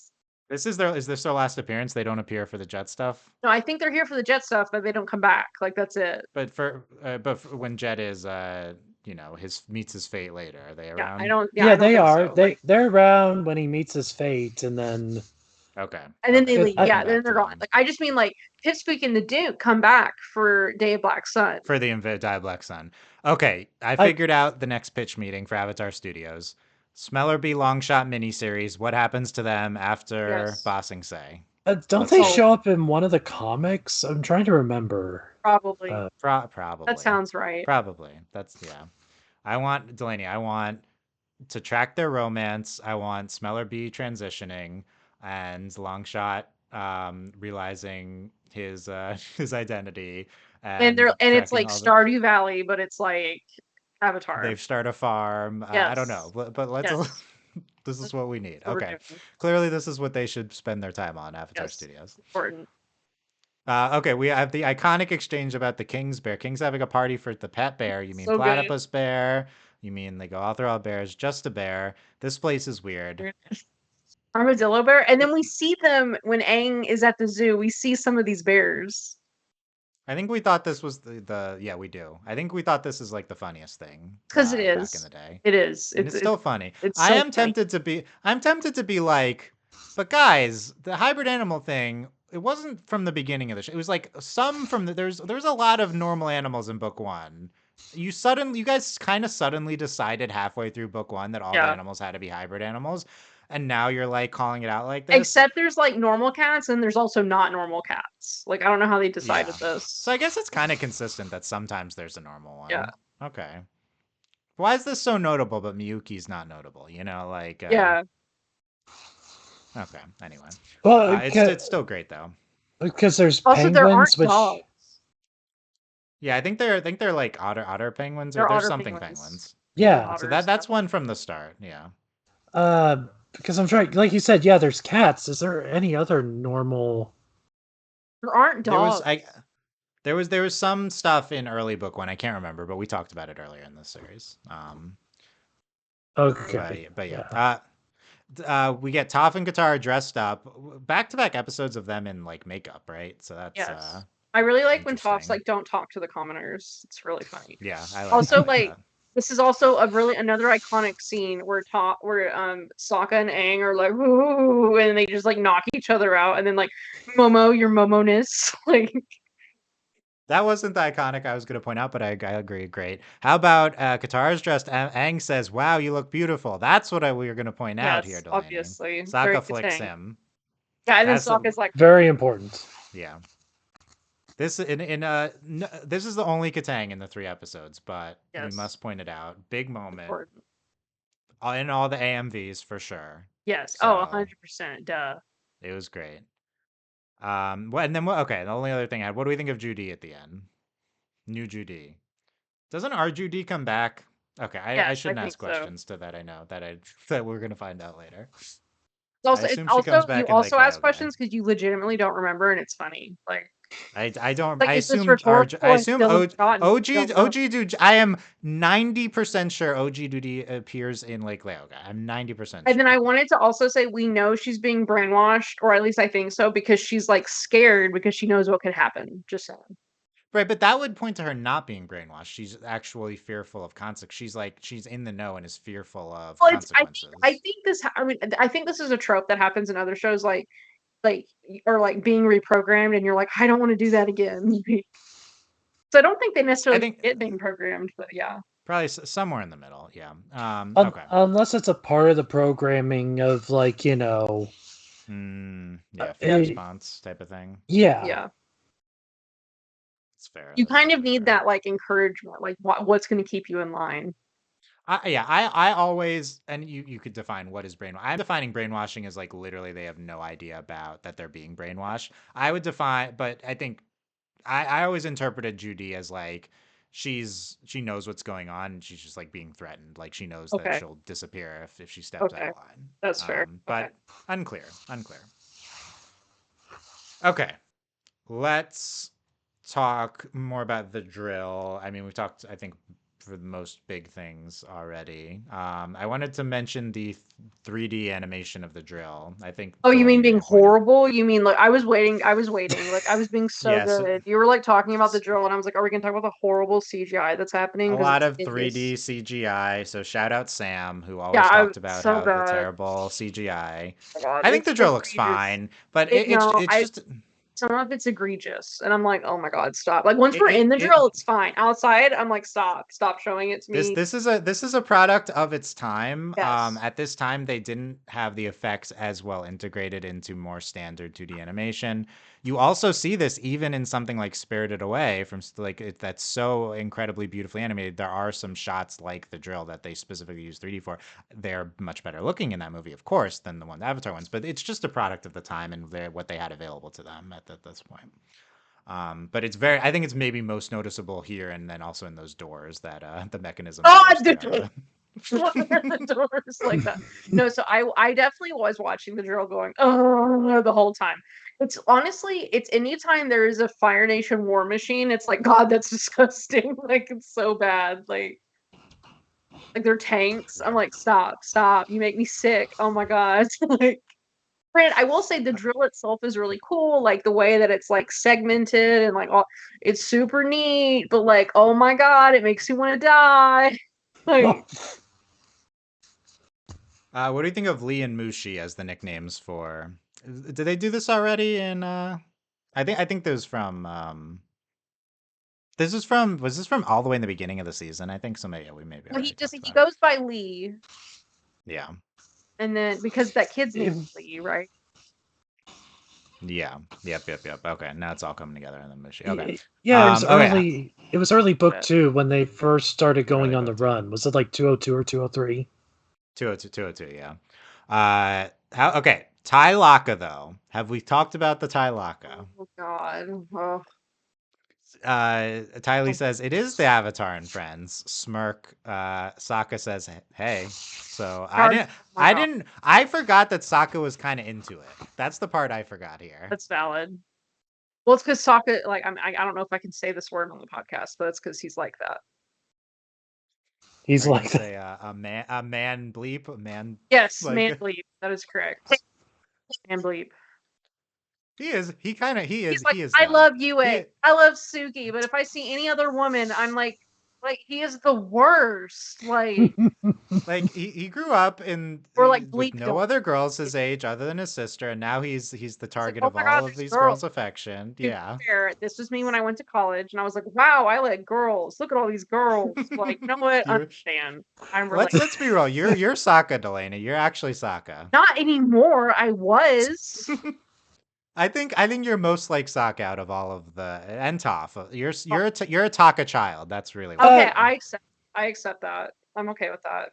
I mean, let's be a little fair here a little fair to Sokka. How old is he supposed to be here? Like 16, He's 17? 16, I and think my he's only hung out with his sister. So like, I he's don't either blame him. 15 or 16. Yeah, But it's I am gonna fair. beat It's him fair. with a stick. Like he needs like a spray bottle. Like stop it. That's fair, I love but the Tai Laka. I love the Tai Laka. I'm in on this. Let's see where it goes. I know it, we also love Taizula. Oh, Taizula is the end all be all. Oh, I did want to add. So like, the date, which I'm sure we'll get into later, but like the date with Lee and I forgot her name. We'll get we can scroll down in my notes to find Because Jin. yeah, because my wife was like, he ends up marrying the goth girl, right? And I was like, you know what, Tanya, we don't know. And she's like, what? Like, it was really unclear. that's there. I don't know, babe. We'll find out. I think so what did here's the real question. What did we ship back in the day? Which Sokka ship did we ship? Which Zuko ship did we I ship? still shit Mako. I'm like, May and Zuko are like, I think we shipped Mako. yeah, I Mako. think we Yeah. did. I think probably most of us did. Yeah. I'm much less. we'll see book 3, but I feel much Okay. less passionate now about the makeup. I feel even more passionate because they broke up. Like I'm like, excuse me, they need to get back together. That being said, Tylaka, I'm like, is there more of? Let's see what else. Let's see what other Tylaka Okay, we yeah, have in the show. we can have a tracker for We can Tyler. track. No, it's This is the second time from. Tyzula walked so that Lumity could run. It's true. You're right. That's It's not true. even walked. It like crawled. Yeah, crawled. It walked in certain people's minds. Okay, so yeah, no, let's Tyzula say. like walked in dreams so that we could have Patradora and then we could have Lumity. That's what happened. Yeah, I'll Korosami. I mean, is really. I mean, it's Korosami. And maybe this will sound bad, but Lumity's actually probably my favorite ship of all animation now.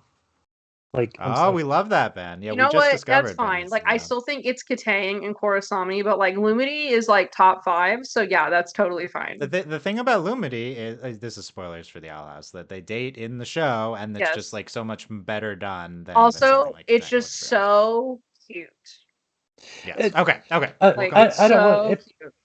Well, one thing I'll say, like, kind of tying it to like our show we're talking about now, is like, you know, I like Korosami now more than I did on first watch, you know, back in the day. I still don't think it was the best developed relationship, but I completely like understand now. Sure. It was the limitations put on them, but it was that relationship that made Lumity happen. A relationship that was just so well developed. They took their time. Like I'm glad we got that, but I'm like, man, how great could Korosami have been if they were given that chance? You know, Korosami movie. Absolutely. I mean, we know also we're like. I think we're getting a Korra movie, aren't we? Supposedly, if everything goes to plan. I think so. Yeah, it's not confirmed. So but that's one of the rumors for sure. So we will see. We would love to see it's like Lumini is like if Avatar had a 4th season, like a lot of us wished, and Aang and Katara were dating in the 4th season. Yeah. That would have been cool. Okay. Sorry for bringing Owl House too much into this, but you know, no problem. We love Owl House. We love it. Look, we love. Okay. Owl House. Good. Some people listening are like, "What's that?" But that's fine. One other thing I want to note: Sokka at the end is like, "Good effort, Team Avatar," and then they go through potential names. Oh yeah, I forgot about this, and I was like, "Oh God, here." I forgot about this too. There's Boomerang Squad. Get it? Because it's got Aang in it. I love that.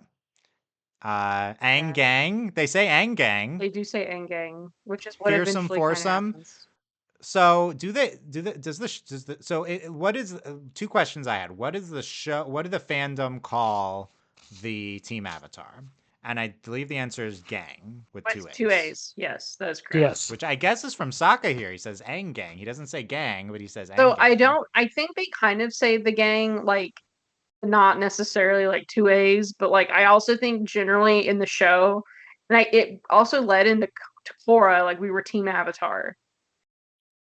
Right. So I would say, I think so this is a bit of the fandom history part. We called them the Gang. 2 A's, capital G. 2 A's. I don't know if it needs to be a capital G. It's a capital G. I did a lot of lowercase typing back in the day, let me just say. Yeah, I know you still do it. It's extremely annoying. Except back in the day, you know what you do capitalize is XD. That's what you capitalize. Yes. That's how you. I typed mini and XD. Don't worry, guys. So we called them the Gang. I think probably more casual Avatar fans call them Team Avatar. But I will. This is just we definitely called them the Gang for the most part. Maybe after this episode, I don't remember like what early Avatar fans called them. I'm not sure. But yeah, maybe Team Avatar is more of the canonical name, I guess. But it is also, you would also hear people call them Team Avatar, so it's not like it's But that is a measure of someone being in the fandom. You call them the Gang. And then the other question I had, I think we already talked about this, but what do Avatar fans call themselves? What did we call ourselves? I don't know. Do we have a name? And I would say probably the answer, at least one answer, was Avatards was one thing. Oh, it's so bad. You can't call yourself bad. Yeah. So that was bad. I like acolytes these days now. Can I put that out there? Acolytes. Do people say acolytes? No, I'm just putting that out there myself. I like that. This has been proposal. I I like Hypothetical. don't it. know if we ever like. I never remember being like called anything. What did Korra fans call themselves? I don't remember. See, my thing is like most of. Granted, to be fair, this is also me. Most of I feel like with most of these like fans, it's more of like who you ship. So like you're a Katanger or you're a Zatarian. It's a good point. The tribalism among the ships was so So strong that you almost more refer to yourself by your ship. I yeah, think that's true. and then I mean, really And in Korra, it was really just like Makora. Like I mean, there were it kind of correspondents that were continued into yeah, Korra because the Makorians it were was as their own group, and then there's a lot of people that until Korrasami came around were kind of floating in ether. Some of them were Bolin, yeah, Bolin and Korra. That was in early on yeah. at least a big one. But eventually it was, and book four Korra Or is it was definitely you it's had the Korrasami Makorians and versus the Makora. Korrasamians. Yeah, Yeah, so and it was like war. Avatar fandom always big tribalism, Yeah, I think it unfortunately. was. I think that's mostly. It's like you're either like you shipped Katang or you shipped Zatara, and that's what it I was. don't think people nowadays you hear people like, "Oh, I'm this bender." I don't think we really called ourselves benders. I don't think so. Like, No. No. But we were talking the Team Avatar stuff, and what's funny about the drills, it's like when I think of them becoming quote unquote Team Avatar, it's this episode I think about because this is really the first episode in my mind where I'm like, okay, they're all working together in a big fight. Like, this Yeah. fight against the drill, and they kind of work together, then they kind of split apart, join back together. It's a lot of moving pieces, but it is like that first moment I think of them really becoming that team. So it's a great point because in episodes like The Chase, they're all separated and fighting different Or components like, of or it's like, Azula's or the team. library. Toph is outside. Like, Toph mhm. is outside. It's a great point, Ben. That it's kind of the first time they're all. I mean, they're still separated in the drill, but it's all one big fight against the drill. So I really like that. Yeah, and like a Um, plan. It's like, okay, you're gonna hold them off yeah, they're here. like, we're gonna do We'll this. go inside, and then Qatar and Top join back up to kind of do their water and earth Yeah. together to plug up the drill. So yeah. I did like that aspect of the slurry is water plus earth. So yeah, I Mhm. think that's very cool. Okay, anything else on the drill before we get back to Tales of Bossing Say? May being like, I'm not going in there. Oh yeah, that was great. That's great, May. He's like, no. I think it, May was always a favorite of mine She's in so the funny. program. it's funny because I do sometimes have the tendencies of May where it's like we gotta do this, and I'm like, no, I'm fine. You know, I'm good. I'll I'm not stay Agreed. out gonna. here. Yeah, I'm not definitely. doing. I'm gonna stay up I here. agree. You have fun down there. You I guys want to like relate. go I on relate. you want to go in this gross lake or something, right? Like, yeah, I'll stay out here, right? Yeah, I'm gonna not do that. Thanks. You have fun. something like that. And then Yeah. May pops out and she's like, "We lost." Like it's like That was so good, yeah. good. Top That's tier. good. There's a lot of great stuff in the draw. I know I kind of insulted it, but it's still a great episode of the show for sure. Okay, Tales of Ba Sing Se. Let's quickly go through the tales. We talked about a lot of them already. The tale of Toph and Katara. Yeah, I think the highlight is Toph says she doesn't have to worry about appearances. She knows who she is. Katara says, I think you're pretty anyway. So good. 10 out of 10. Great moment. And then Mhm. Delaney, how about, okay, Toph, little blush, and then punches her. It's like gay. Anything Gay. there? Were you Obviously. thinking? I think like yes, absolutely. But actually, have you thought of it that way before? Did you think of it that way when you were watching it? Oh, absolutely. I was like cute and then yeah, it's gay. They're gay. What was the Toph Katara? That was a ship. It was like a crack ship back in the day. Oh, Toph and right. It had Katara. like a dumb name, didn't it? Get off, I think. Katoph, yeah, it was Katoph. So that was a thing. I mean, people didn't really seriously ship it, but there were some fanfics probably. Delaney, I mean, do we want to? I mean, we don't need to spend. Is At this the no point burgeoning? at no point have I shipped Katoff, I must state. I mean, you The ship Katang Marinette the Ollie. It's kind of the Katang, same it's thing. what'd you say? Marinette Ollie is kind of the same thing as Katoph. Let's be real. It is absolutely not the same thing. Marinette and Alia's relationship is not Okay, nearly okay. as contentious. More important. So, More important. Well, Okay, that's true. More important question: is this the start of burgeoning queer feelings for Toph, Delaney? it could be. It could be. It's a good analysis, right? If we Like, ever find out, because this is totally something we mentioned this, I think, in previous, but something Avatar Studios might do is say actually Toph ended up being bi or something, and she was with a lot of women. Then they might try to extrapolate off certain and things from the also, I show. mean, even without shipping and like romance involved, I mean, this is the first time another girl has been nice to Toph. Yeah, true, true. Like, this is a big deal, So and like, being treated as a girl and not like one of the boys or whatever. And this is also important for Katara to hang out with like not Aang and Sokka are stupid, as we've established in City as City Walls and Walls and Secrets. Secrets extensively They establishes, were like, yeah. "You're dumb. We're Mhm. not dealing with you," and and they're gross. So Well, Okay. The Yeah, go ahead, Ben. Anything on this tale? well, I was gonna say, like, when I originally watched it, I wouldn't have gotten anything of like, you know, like thinking tough punching guitar like that was like anything romantic. But having rewatched Korra and now revisiting this, I'm like, well, could have been. There are things like that with Korosami.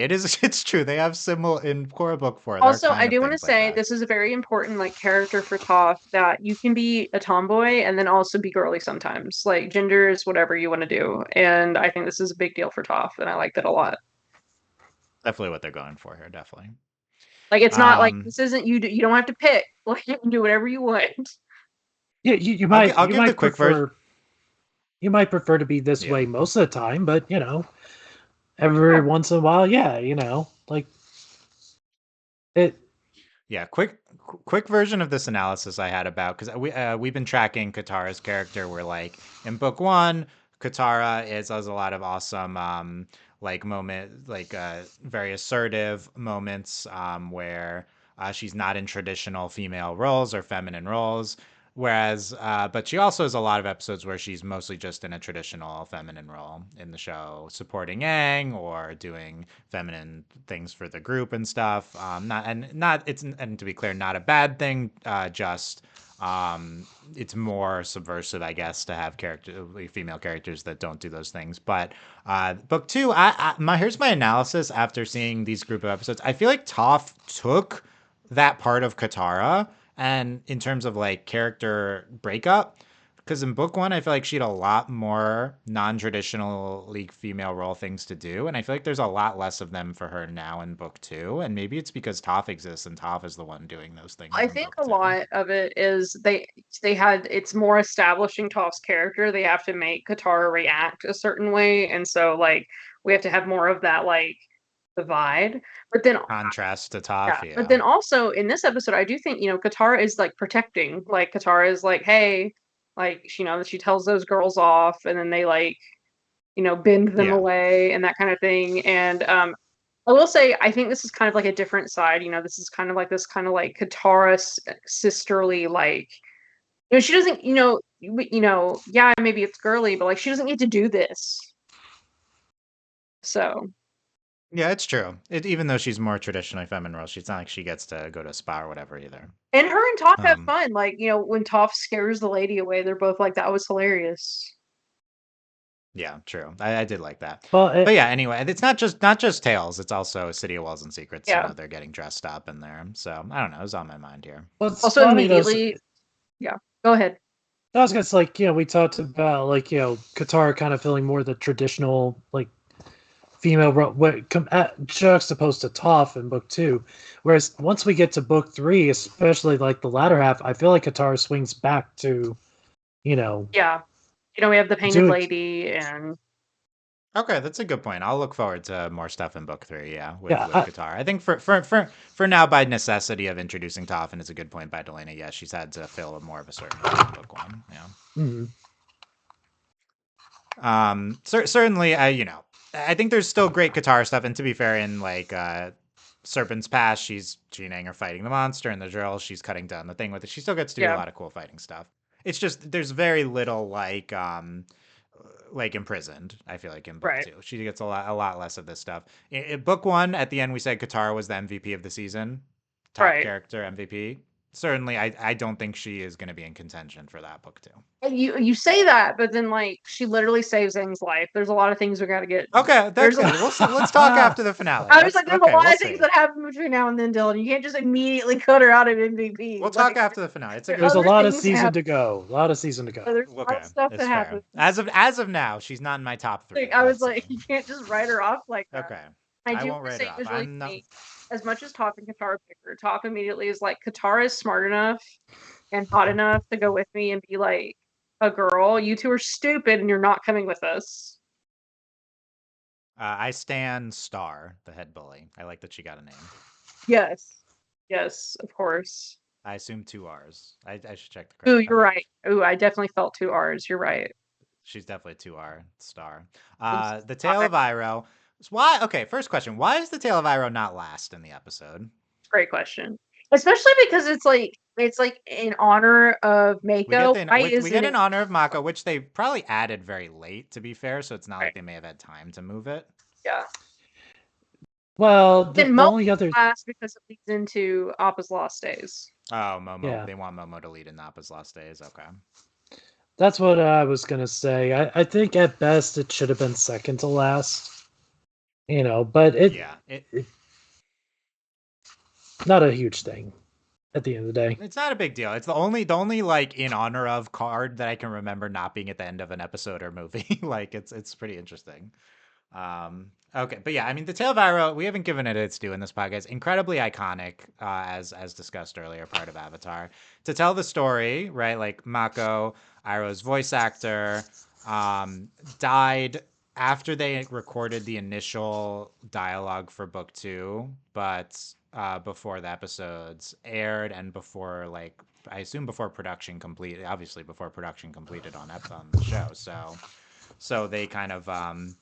My understanding is it's the Tale of Iroh was like written as is. They just so happened to have this like rumination on death and emotional like centerpiece for the Iroh character without knowing that Mako was going to die, and it was just the perfect thing to kind of turn into a tribute to him. And so they reacted to that and then added the card at the end. Is my understanding of how it would have went. I think that's it is kind of It's kind of remarkable, Ben, that like Mako passed away, and here's this just incredible performance by him that's like about death and everything. I mean, it's almost too perfect. It honestly, one thing that gives me vibes of is the musical Rent. One Song Glory.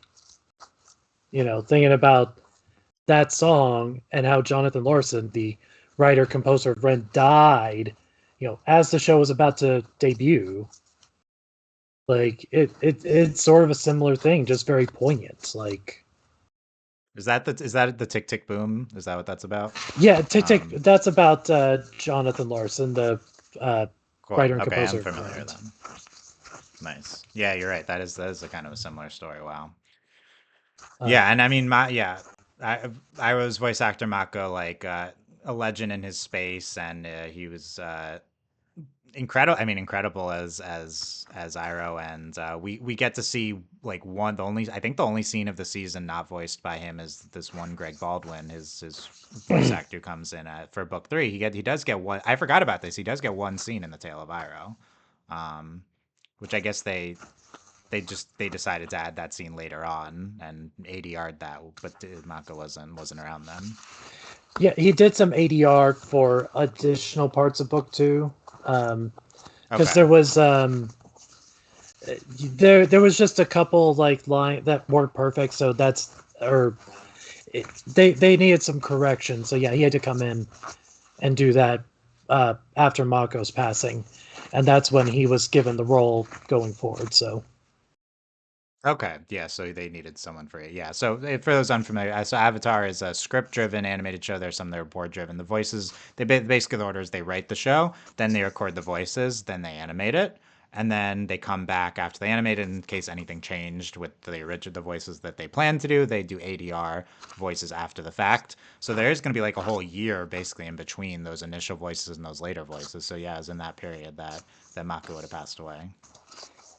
Yeah, and I actually had the honor of meeting Greg Baldwin 2 years ago.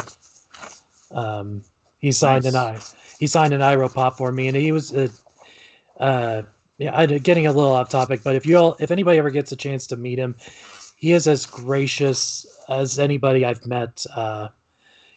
Celebrity wise, going to these conventions. Him and Dante Bosco were just a delight to meet. So, Very nice. Ben, how did it feel watching The Tale of Arrow now? Do you remember what you thought of it originally as a big Arrow fan? it, it just still hits hard. Like, it hits hard in many ways. Like, you normally see Iroh as being this, like, very, and many times very joyous, happy man. He gets, takes pleasure in the simplest things, like a great cup of tea, game of pie show, when, internally he internalizes a lot of pain in his life. Losing his son just really, it's clear how it emotionally devastated him. And And he's while aware he lost his son. yeah, exactly. I He's mean, returned to what happened. so it from that perspective, like you kind of just see like the stripping the layers away and seeing a broken-hearted father in this moment. And it doubly hits hard still, knowing that this was one of the last things that Mako, gave to the world before he passed away. And it's Um, even after all this time, you know, the number of times I've seen it, it hits me. It hits me very hard. So, yeah, I think it's a beautiful scene on its own right, and then add in the meta of being relating to Mako and his death as well, and puts it over the top of definitely one of the most iconic scenes of Avatar. I think it's still excellent now. The part I forgot about was he's just like referencing his scene with the kid earlier in the Tale of Iroh, in relation to his own son. So it's just the whole short I think is so incredibly done. mhm, agreed. Yeah, but it's very simple, just very simple, very good. Yeah, and it's just beautiful. The last scene at the tree, cut to the watercolor, Yeah. just very really beautiful stuff. On the other hand, the tale of Aang, so Aang relocates the animals to the like we talked about. I think it was okay. Two things. One, he earthbends the whole enclosure, their new enclosure. I like seeing him fruits of his earthbending. I think that's a good aspect of the Yeah. show. I also like the utilization, like I said, of the between the rings Oh, of when he's fighting Azula and like my wife was like, "Oh, he can earthbend now." And I was like, "Yeah, you missed that part." yeah. I will say they do a better job than Aang waterbending in season one. It really wasn't just Netflix. Aang didn't waterbend a ton in book Yeah. one of Avatar. They've integrated it pretty well here in season two. The other thing I like about Tail of Aang, I mentioned last podcast I went on, so I won't go repeat the whole thing about like what Aang means to me, what he was a role model to me as a kid, but just the aspect of him like loving animals and caring about animals. I do feel like that pretty highlighted here in this tale, so I love that, and I feel like that was very influential on me. And just to kind of like reiterate, it's not like I loved animals because of Aang. I loved them before, but there's just something to be said about having this role model when you're this type of age when we watched Avatar to like cement these sorts of like compassionate beliefs in you, like Aang's pacifism, his love of animals, doesn't eat animals, stuff like that. Like to cement it in young boys like me, as opposed to today's like young kids who have these like grifter alt right people to look to like that try, like having like an Aang. I mean, I just can't overemphasize how important that is for people to grow up to be someone like me, you know. So I'm so fortunate, and that's the other aspect of Avatar being like I said, probably one of the most watched TV shows in general the past 20 years. I'm so happy that so many kids get to see Aang, you know, as the Mhm. main character of the show. That's maybe the most, and I hope today's kids are watching Avatar and looking up to Aang and not some of these other people, you know.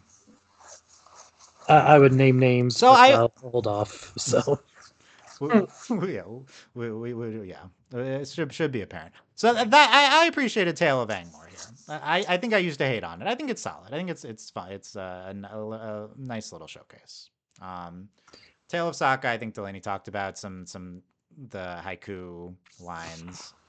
I forgot all the girls laughing at Sokka, more to the man bleep that we talked about with. Yep. Yep. And the thing is, he's fed by them. The laughing girls laugh, and he's like, "This is like He's like, I'm powerful. And then like it's also just so funny that this like the like teacher just hates him. It's so funny. yeah, Uh, it is pretty funny. It's a little cringe, like the man bleep thing in a way, but at the same time, it's like, what 16-year-old boy wouldn't like, having Also, girls like like he think is he's cute like and hit on and Yeah, stuff? he is yeah. punished for his behavior, so that's also good. Like Yes, that's the other thing. Like in addition to like he does this, like he is constantly embarrassed and like punished for acting It's true. this way. It's true. It's true. it's not Yeah, I'm not. consequence free. Yeah, no, like there Yeah, are consequences to like the dumb things he does. yeah. Tale of Zuko, Jin. They go on the whole date. Jin goes to kiss him. Then And he he freaks doesn't out. want to, but then I think that they have a little kiss at the end. Is that what Yeah, and then he happens? flips out and he's like, I gotta go, And it's then complicated.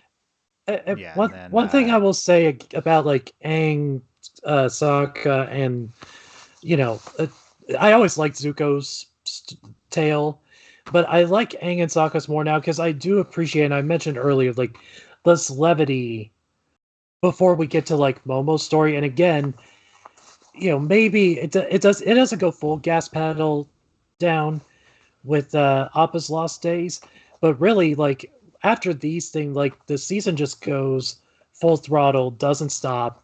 You know, you know. I'm sorry, you get what I'm saying though. It's like I yeah, appreciate for these sure. moments of levity more now because I'm like, you really did need that. You needed that. It's very much like with Ember Island players in Book 3, you know. So you gotta have the levity before you get to the, craziness that comes with Also, it's easy to forget, I think some of these like we're still establishing like the lore of the show. Like the zoo episode is an important part of Aang's character. Like that he Yeah. loves animals and he cares for them. And like this is one of those like these are They're all, important all important parts. character pieces for sure. Yeah. Yeah. Zuko, the aspect, plot relevant part of the Zuko tale, I thought was how he's like reluctant to dive into this new life. He's putting one foot Yes. in, but he's not, and this relates to the fact that he's not willing. He can't commit at the end. He can't get past his old life Okay. here. So I Yeah. think it's actually pretty important, like what we showcase with Zuko here. Here's a Right. chance for normalcy for his new life. And he I can't mean, do I think it. it totally makes sense that someone who looks like Zuko at a tea shop, a girl would be all over him, and he can't even he Yeah. can't commit to it, even though he I tries a also little bit, he can't get there in the end. also it's really funny that he's like, I think she's onto us, and it's like she just thinks you're cute, you idiot. So funny. He's never considered There's such a no thing. concept.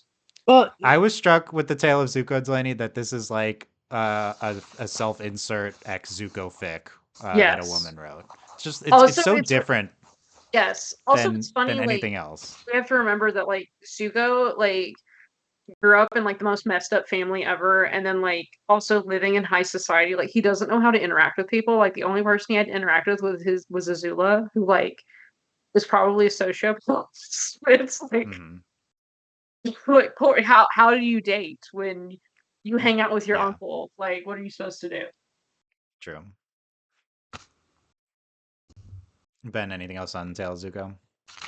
mm, And then he does firebend. He well, firebends for a girl. Oh yeah, he yeah. does. Yeah. Well, not necessarily for Tale of Zuko, because I think you all made every point I was going to make. But circling back to a moment for Sako, I just thought about this. Like, it's more character development for two very subtly, because he shows an interest in like the poetry, the haiku, and I think it speaks to this like part of like you don't have to just be a warrior aspect. Yeah. And It's also he's smart. Like he picks it up really quick. Yeah, it's way more subtle than like the other stuff, even like the Tale of Aang, but it is more character development to show that like he's not just this one thing. Uh, so Nice. Yeah. it's True. just something that just True. struck me just thinking about it. So Nice. Tale of Momo. We mentioned the Appa nightmare. Chasing Fear. chasing the fake Appas with the whole saga with the Pumas. Dancing Monkey. I like the human like Sims Charlie Brown talk. Yes. Yeah, That, that's hilarious. The dancing monkey, also great. but he lets the pumas out. He nuzzles with them. Yeah, they're all friends That's now. great. Oh, and he takes the Appa fur and places it in the Appa track. Yeah, they're like, this is where Appa was. And we had seen previously Appa landing here. Yeah, in this episode. No, I think it's in the desert, or I think it's the desert, or the yeah, or one of Some or the vision or or the something. episode Okay. after the library, which I think is the desert. You see that happen. Okay. I think there's affecting parts to this. I think overall the show's, at the very least, I previously thought this, the show struggles with the animal storytelling. Like, I don't think Appa's Last Days is the strongest. We'll see what I think of it now. I thought this was okay. But I do think the show, like, trying to make the animal protagonist, personifying it a little bit, but not a lot. No talking involved. I think it's not its strongest showcase of Avatar's storytelling. I will say it's unique in what they do. Hmm. And I do want to Mhm. say, as a little personal anecdote, but also like I guess kind of going back to like, we're talking about impact and emotions. And so Ben and I are live the closest out of like the Avatar group of friends. Like I've gone and visited Dylan. Ben and I met for the first time. We both happened to go to the same Avatar concert, Yes. which was dope, by the way. It was super awesome. And so like my wife had gone, and Ben and his wife were there, and we watched. And I don't want to spoil the concert, but like there's so there's some stuff that you see in the concert that I was like, so I had an emotional reaction to. And then so like basically when the Tale of Iroh starts, me and my wife were like, oh great, time to cry. But we were not prepared for what. So on Wednesday of this week, today's like Saturday, we had to put our dog down, who was 15 and my wife's best friend. And my wife had her since she was 12. So like we've had this dog forever. And we had to put her down, and it's been really hard. And my wife's like, I'm finally done crying. And then we're watching we're watching Avatar. And I had forgotten the Tale of Momo existed. Like I forgot this was a thing. And the Tale of Momo starts, and he's like immediately missing Appa. And me and my wife are like, oh my God. Like we can't do this. We also have a cat. And our cat, like, so this is like this seems dumb, but like, so I had been at work on Friday, and my wife's off work, and she's like worried about the cat because my cat loves to eat. She's fat, loves to eat. She hadn't eaten all of her breakfast. She was kind of acting weird. My wife's like, I'm worried about the cat. Like, she misses the dog. Like, we're like, oh my God. And then to watch Momo miss Appa, we're like, this is the worst thing I've ever seen. This is horrible. Like, so like it was really emotional. And like it's funny how things like can hit differently, and like how you react to them. And then also I really do think it's like it is a unique episode, like even now 20 years later, to have this show, and like to have an episode where it's like it's the animal companion. And especially in a show like Avatar and Korra, where the animal companion is very important. Like Momo and Appa are like extremely important to Aang and the show, and like to then experience it through Momo. And like there's funny stuff too. And of course, I mean, this is a saga. Like we're talking about peak Avatar. We're talking about Ba Sing Se. Well, but along the parallel of this story, we also have Appa is missing, and this is really important. It has a lot of like, I mean, this is really important for Aang's character, and then also it's kind of a driving force, like why they end up stranded and why it's so hard to do things because they don't have their flying bison. So like, and then of course we get the flip side later at the end where when Aang, quote unquote dies, and then Appa's like, oh my God. It's like there's a lot happening. And like, so I just really liked Momo. And also there were cats, love cats, little puma whatever's with two tails that were gonna eat him, and they became friends.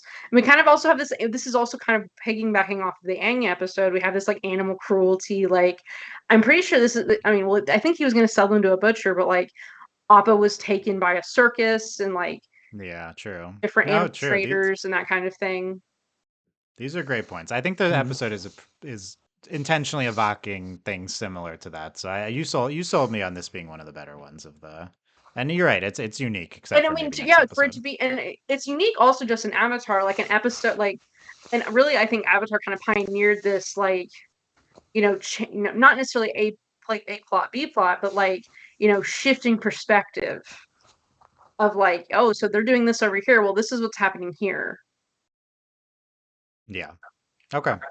So it's obviously an episode we're not discussing on this podcast, but me and Shannon did watch the next one, Abba's Lost Days, and she actually teared up. She teared up with that episode, and I came to close as well. It's kind of funny how revisiting the show, certain moments, certain episodes are hitting us differently than they did even 5 years ago, rewatching them now. Like I think that's what's great about revisiting a show like this or a movie you love, that you maybe haven't seen in a while. It really is interesting to revisit and kind of, does it hold up? But also, what hits you emotionally now versus it's like what did growing then? up. So, Like, yeah. I've seen this shift in Dylan and me too. Like when you watch a show, you're like, oh, like what's happening? Get to the plot, and you're like, this is a filler episode, blah blah blah blah blah. And mine and Dylan's opinions on this have changed. Mm-hmm. Like this perspective of that has completely changed. And like I wouldn't call Appa's Lost Days a filler episode, or even Tales of Ba Sing Se a filler episode. One, I don't really think there really are filler episodes, but like that's this is. I definitely appreciate more like what Tales of Ba Sing Se like is what is contributing it to the doing? overall What is arcs. what is Appa's Lost Days doing? Like we're talking like, and we're also in a show, and what Dylan was talking about, what's important about the show, like you shouldn't just have empathy for people, like you should have to have empathy for all living things, and to do it through Appa, who is a very important character in Avatar, is very important to Aang, and like is a giant fluffy flying bison and is adorable, like to go through this. Okay, this is a good intro for next podcast when we actually get to that. Delaney's episode, not going to be on because I'm not watching Appa's Lost Days because I don't want to cry. Thanks. Yeah, we'll see about that. I know Dylan's going to bully me.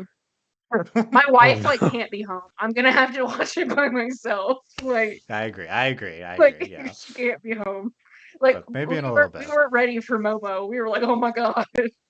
Yeah, I didn't consider that honestly. I completely forgot. Not the Tale of Momo is top of my mind, but no, this is a great discussion about it. Okay, we can end on show recommendations, but Delaney, any last thoughts on these 3 episodes? Any other topics from them?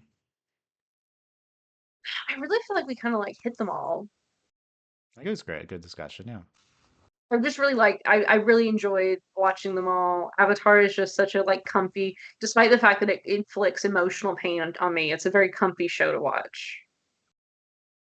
Ben, any last thoughts from the 3 episodes?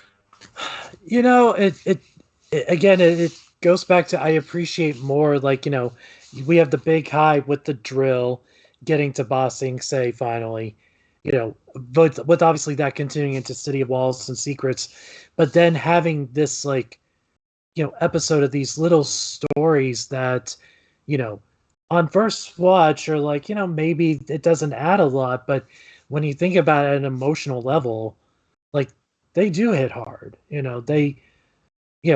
did progress our characters forward.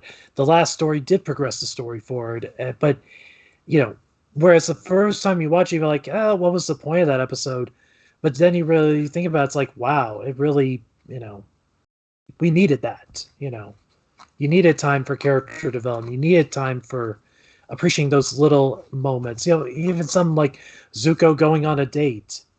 You wouldn't think would mean a lot in the grander story, but I think it really does in a lot of ways.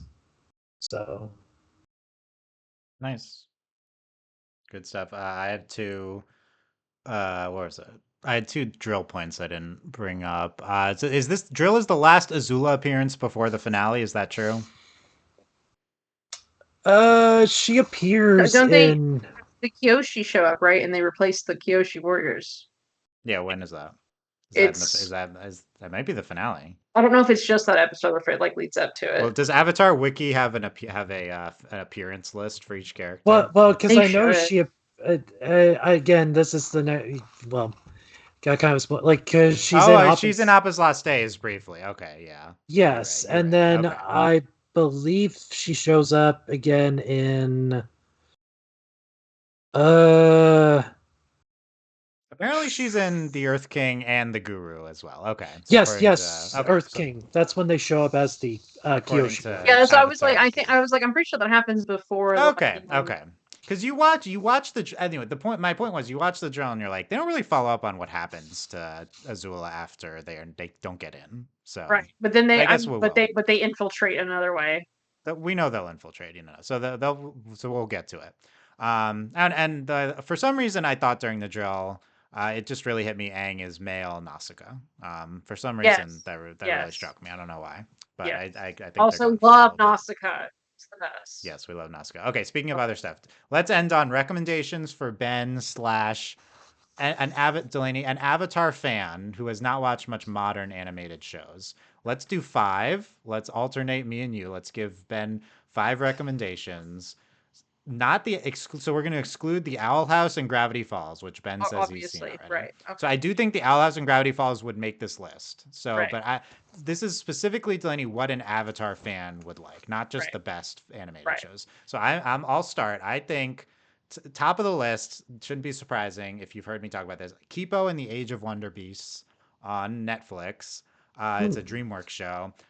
3 seasons. I kept saying while we are covering it, this is Avatar. They're going for Avatar so much. Like it's very different, but it's like heavily Avatar influence. it's like a found family adventure show with and visiting a lot of different it's this like locations. post-apocalyptic.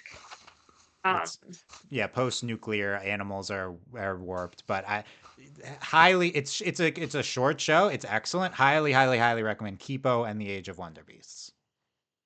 Okay, Delaney, what's your number 2? Okay, and this is going to seem like, well, Delaney's heavily biased, but as a fan of Avatar, She-Ra and the Princesses of Power. Yes. Oh, I've seen a little bit of that. Yeah. So you got to finish it. Oh my God. It's Okay. 4 seasons. It's one. It's another show. Thank God, Korosami happened. We could have She-Ra, and then also like we're talking about found family, friends. We got to get the gang together. We have all these powerful people from like all these different nations, and then also really they kind of take the Zuko redemption to the extreme. Like we have like the 2 main characters. It's like both. It's like basically it's like a character left the Fire Nation, and then the other character becomes like the leader of the Fire Nation. It's really like they kind of take some things that happen in Avatar to its extreme, and then it's also so it's fantasy, but it's also like not to spoil, but like things get really weird and like there's like more sci-fi into it as well. Like the further you go. Also a DreamWorks show. I agree. Yeah, That's also a good DreamWorks. another adventure show. I think also a good one for Avatar. Yeah, Fans. it also kind of has this like travel log, especially in the like first 2 seasons. It's very like feminist and stuff, so maybe some normies won't be into it, but in general, I think it's a good recommendation. Okay, a little different. Number 3 on the list, I'll say Infinity Train on from Cartoon Network. Less of a classic adventure show, but it's more it changes every season. But it's like a mystery on a set on a infinite train, and just a lot of interesting kind of sci-fi, mostly fantasy stuff. It's more Korra than Avatar because the story changes every season, and it's also maybe Korra length as well. So I think and it's more mature. So I think if you like Korra, you would like Infinity Train. And I won't spoil anything, but highly recommend Infinity Train. Okay, Delaney, can you pull out another one we haven't mentioned? Well, I mean, this one it's just like a time commitment, but like a natural like one. It's like a natural like you would want to watch this after watching Avatar and Korra would be the new Voltron. Oh, I love Voltron. Voltron Legendary Defender. Have you seen Ben? Have you seen that? Yes, I've watched it in full, so that's great show. Okay. Good. Yeah, Voltron's great. Half of the Korra crew went to work on Voltron. Yeah, like it's so like the same yes. people. Okay, I was wondering. I was like, I feel like you've watched it, but I wasn't sure. Another DreamWorks show. It's sci-fi, based on an old thing like She-Ra. So yeah, I mean that I agree. That has to go on any Avatar fans recommendation list. I'll end then our number 5. I'll say Steven Universe, Delaney. Now huge time commitment. Extreme time commitment. If you like filler episodes from Avatar, that's half of the Steven Steven Universe is Universe the show episodes. for you. No, Also, but if you get into Steven Universe, you then have to watch Steven Universe Future.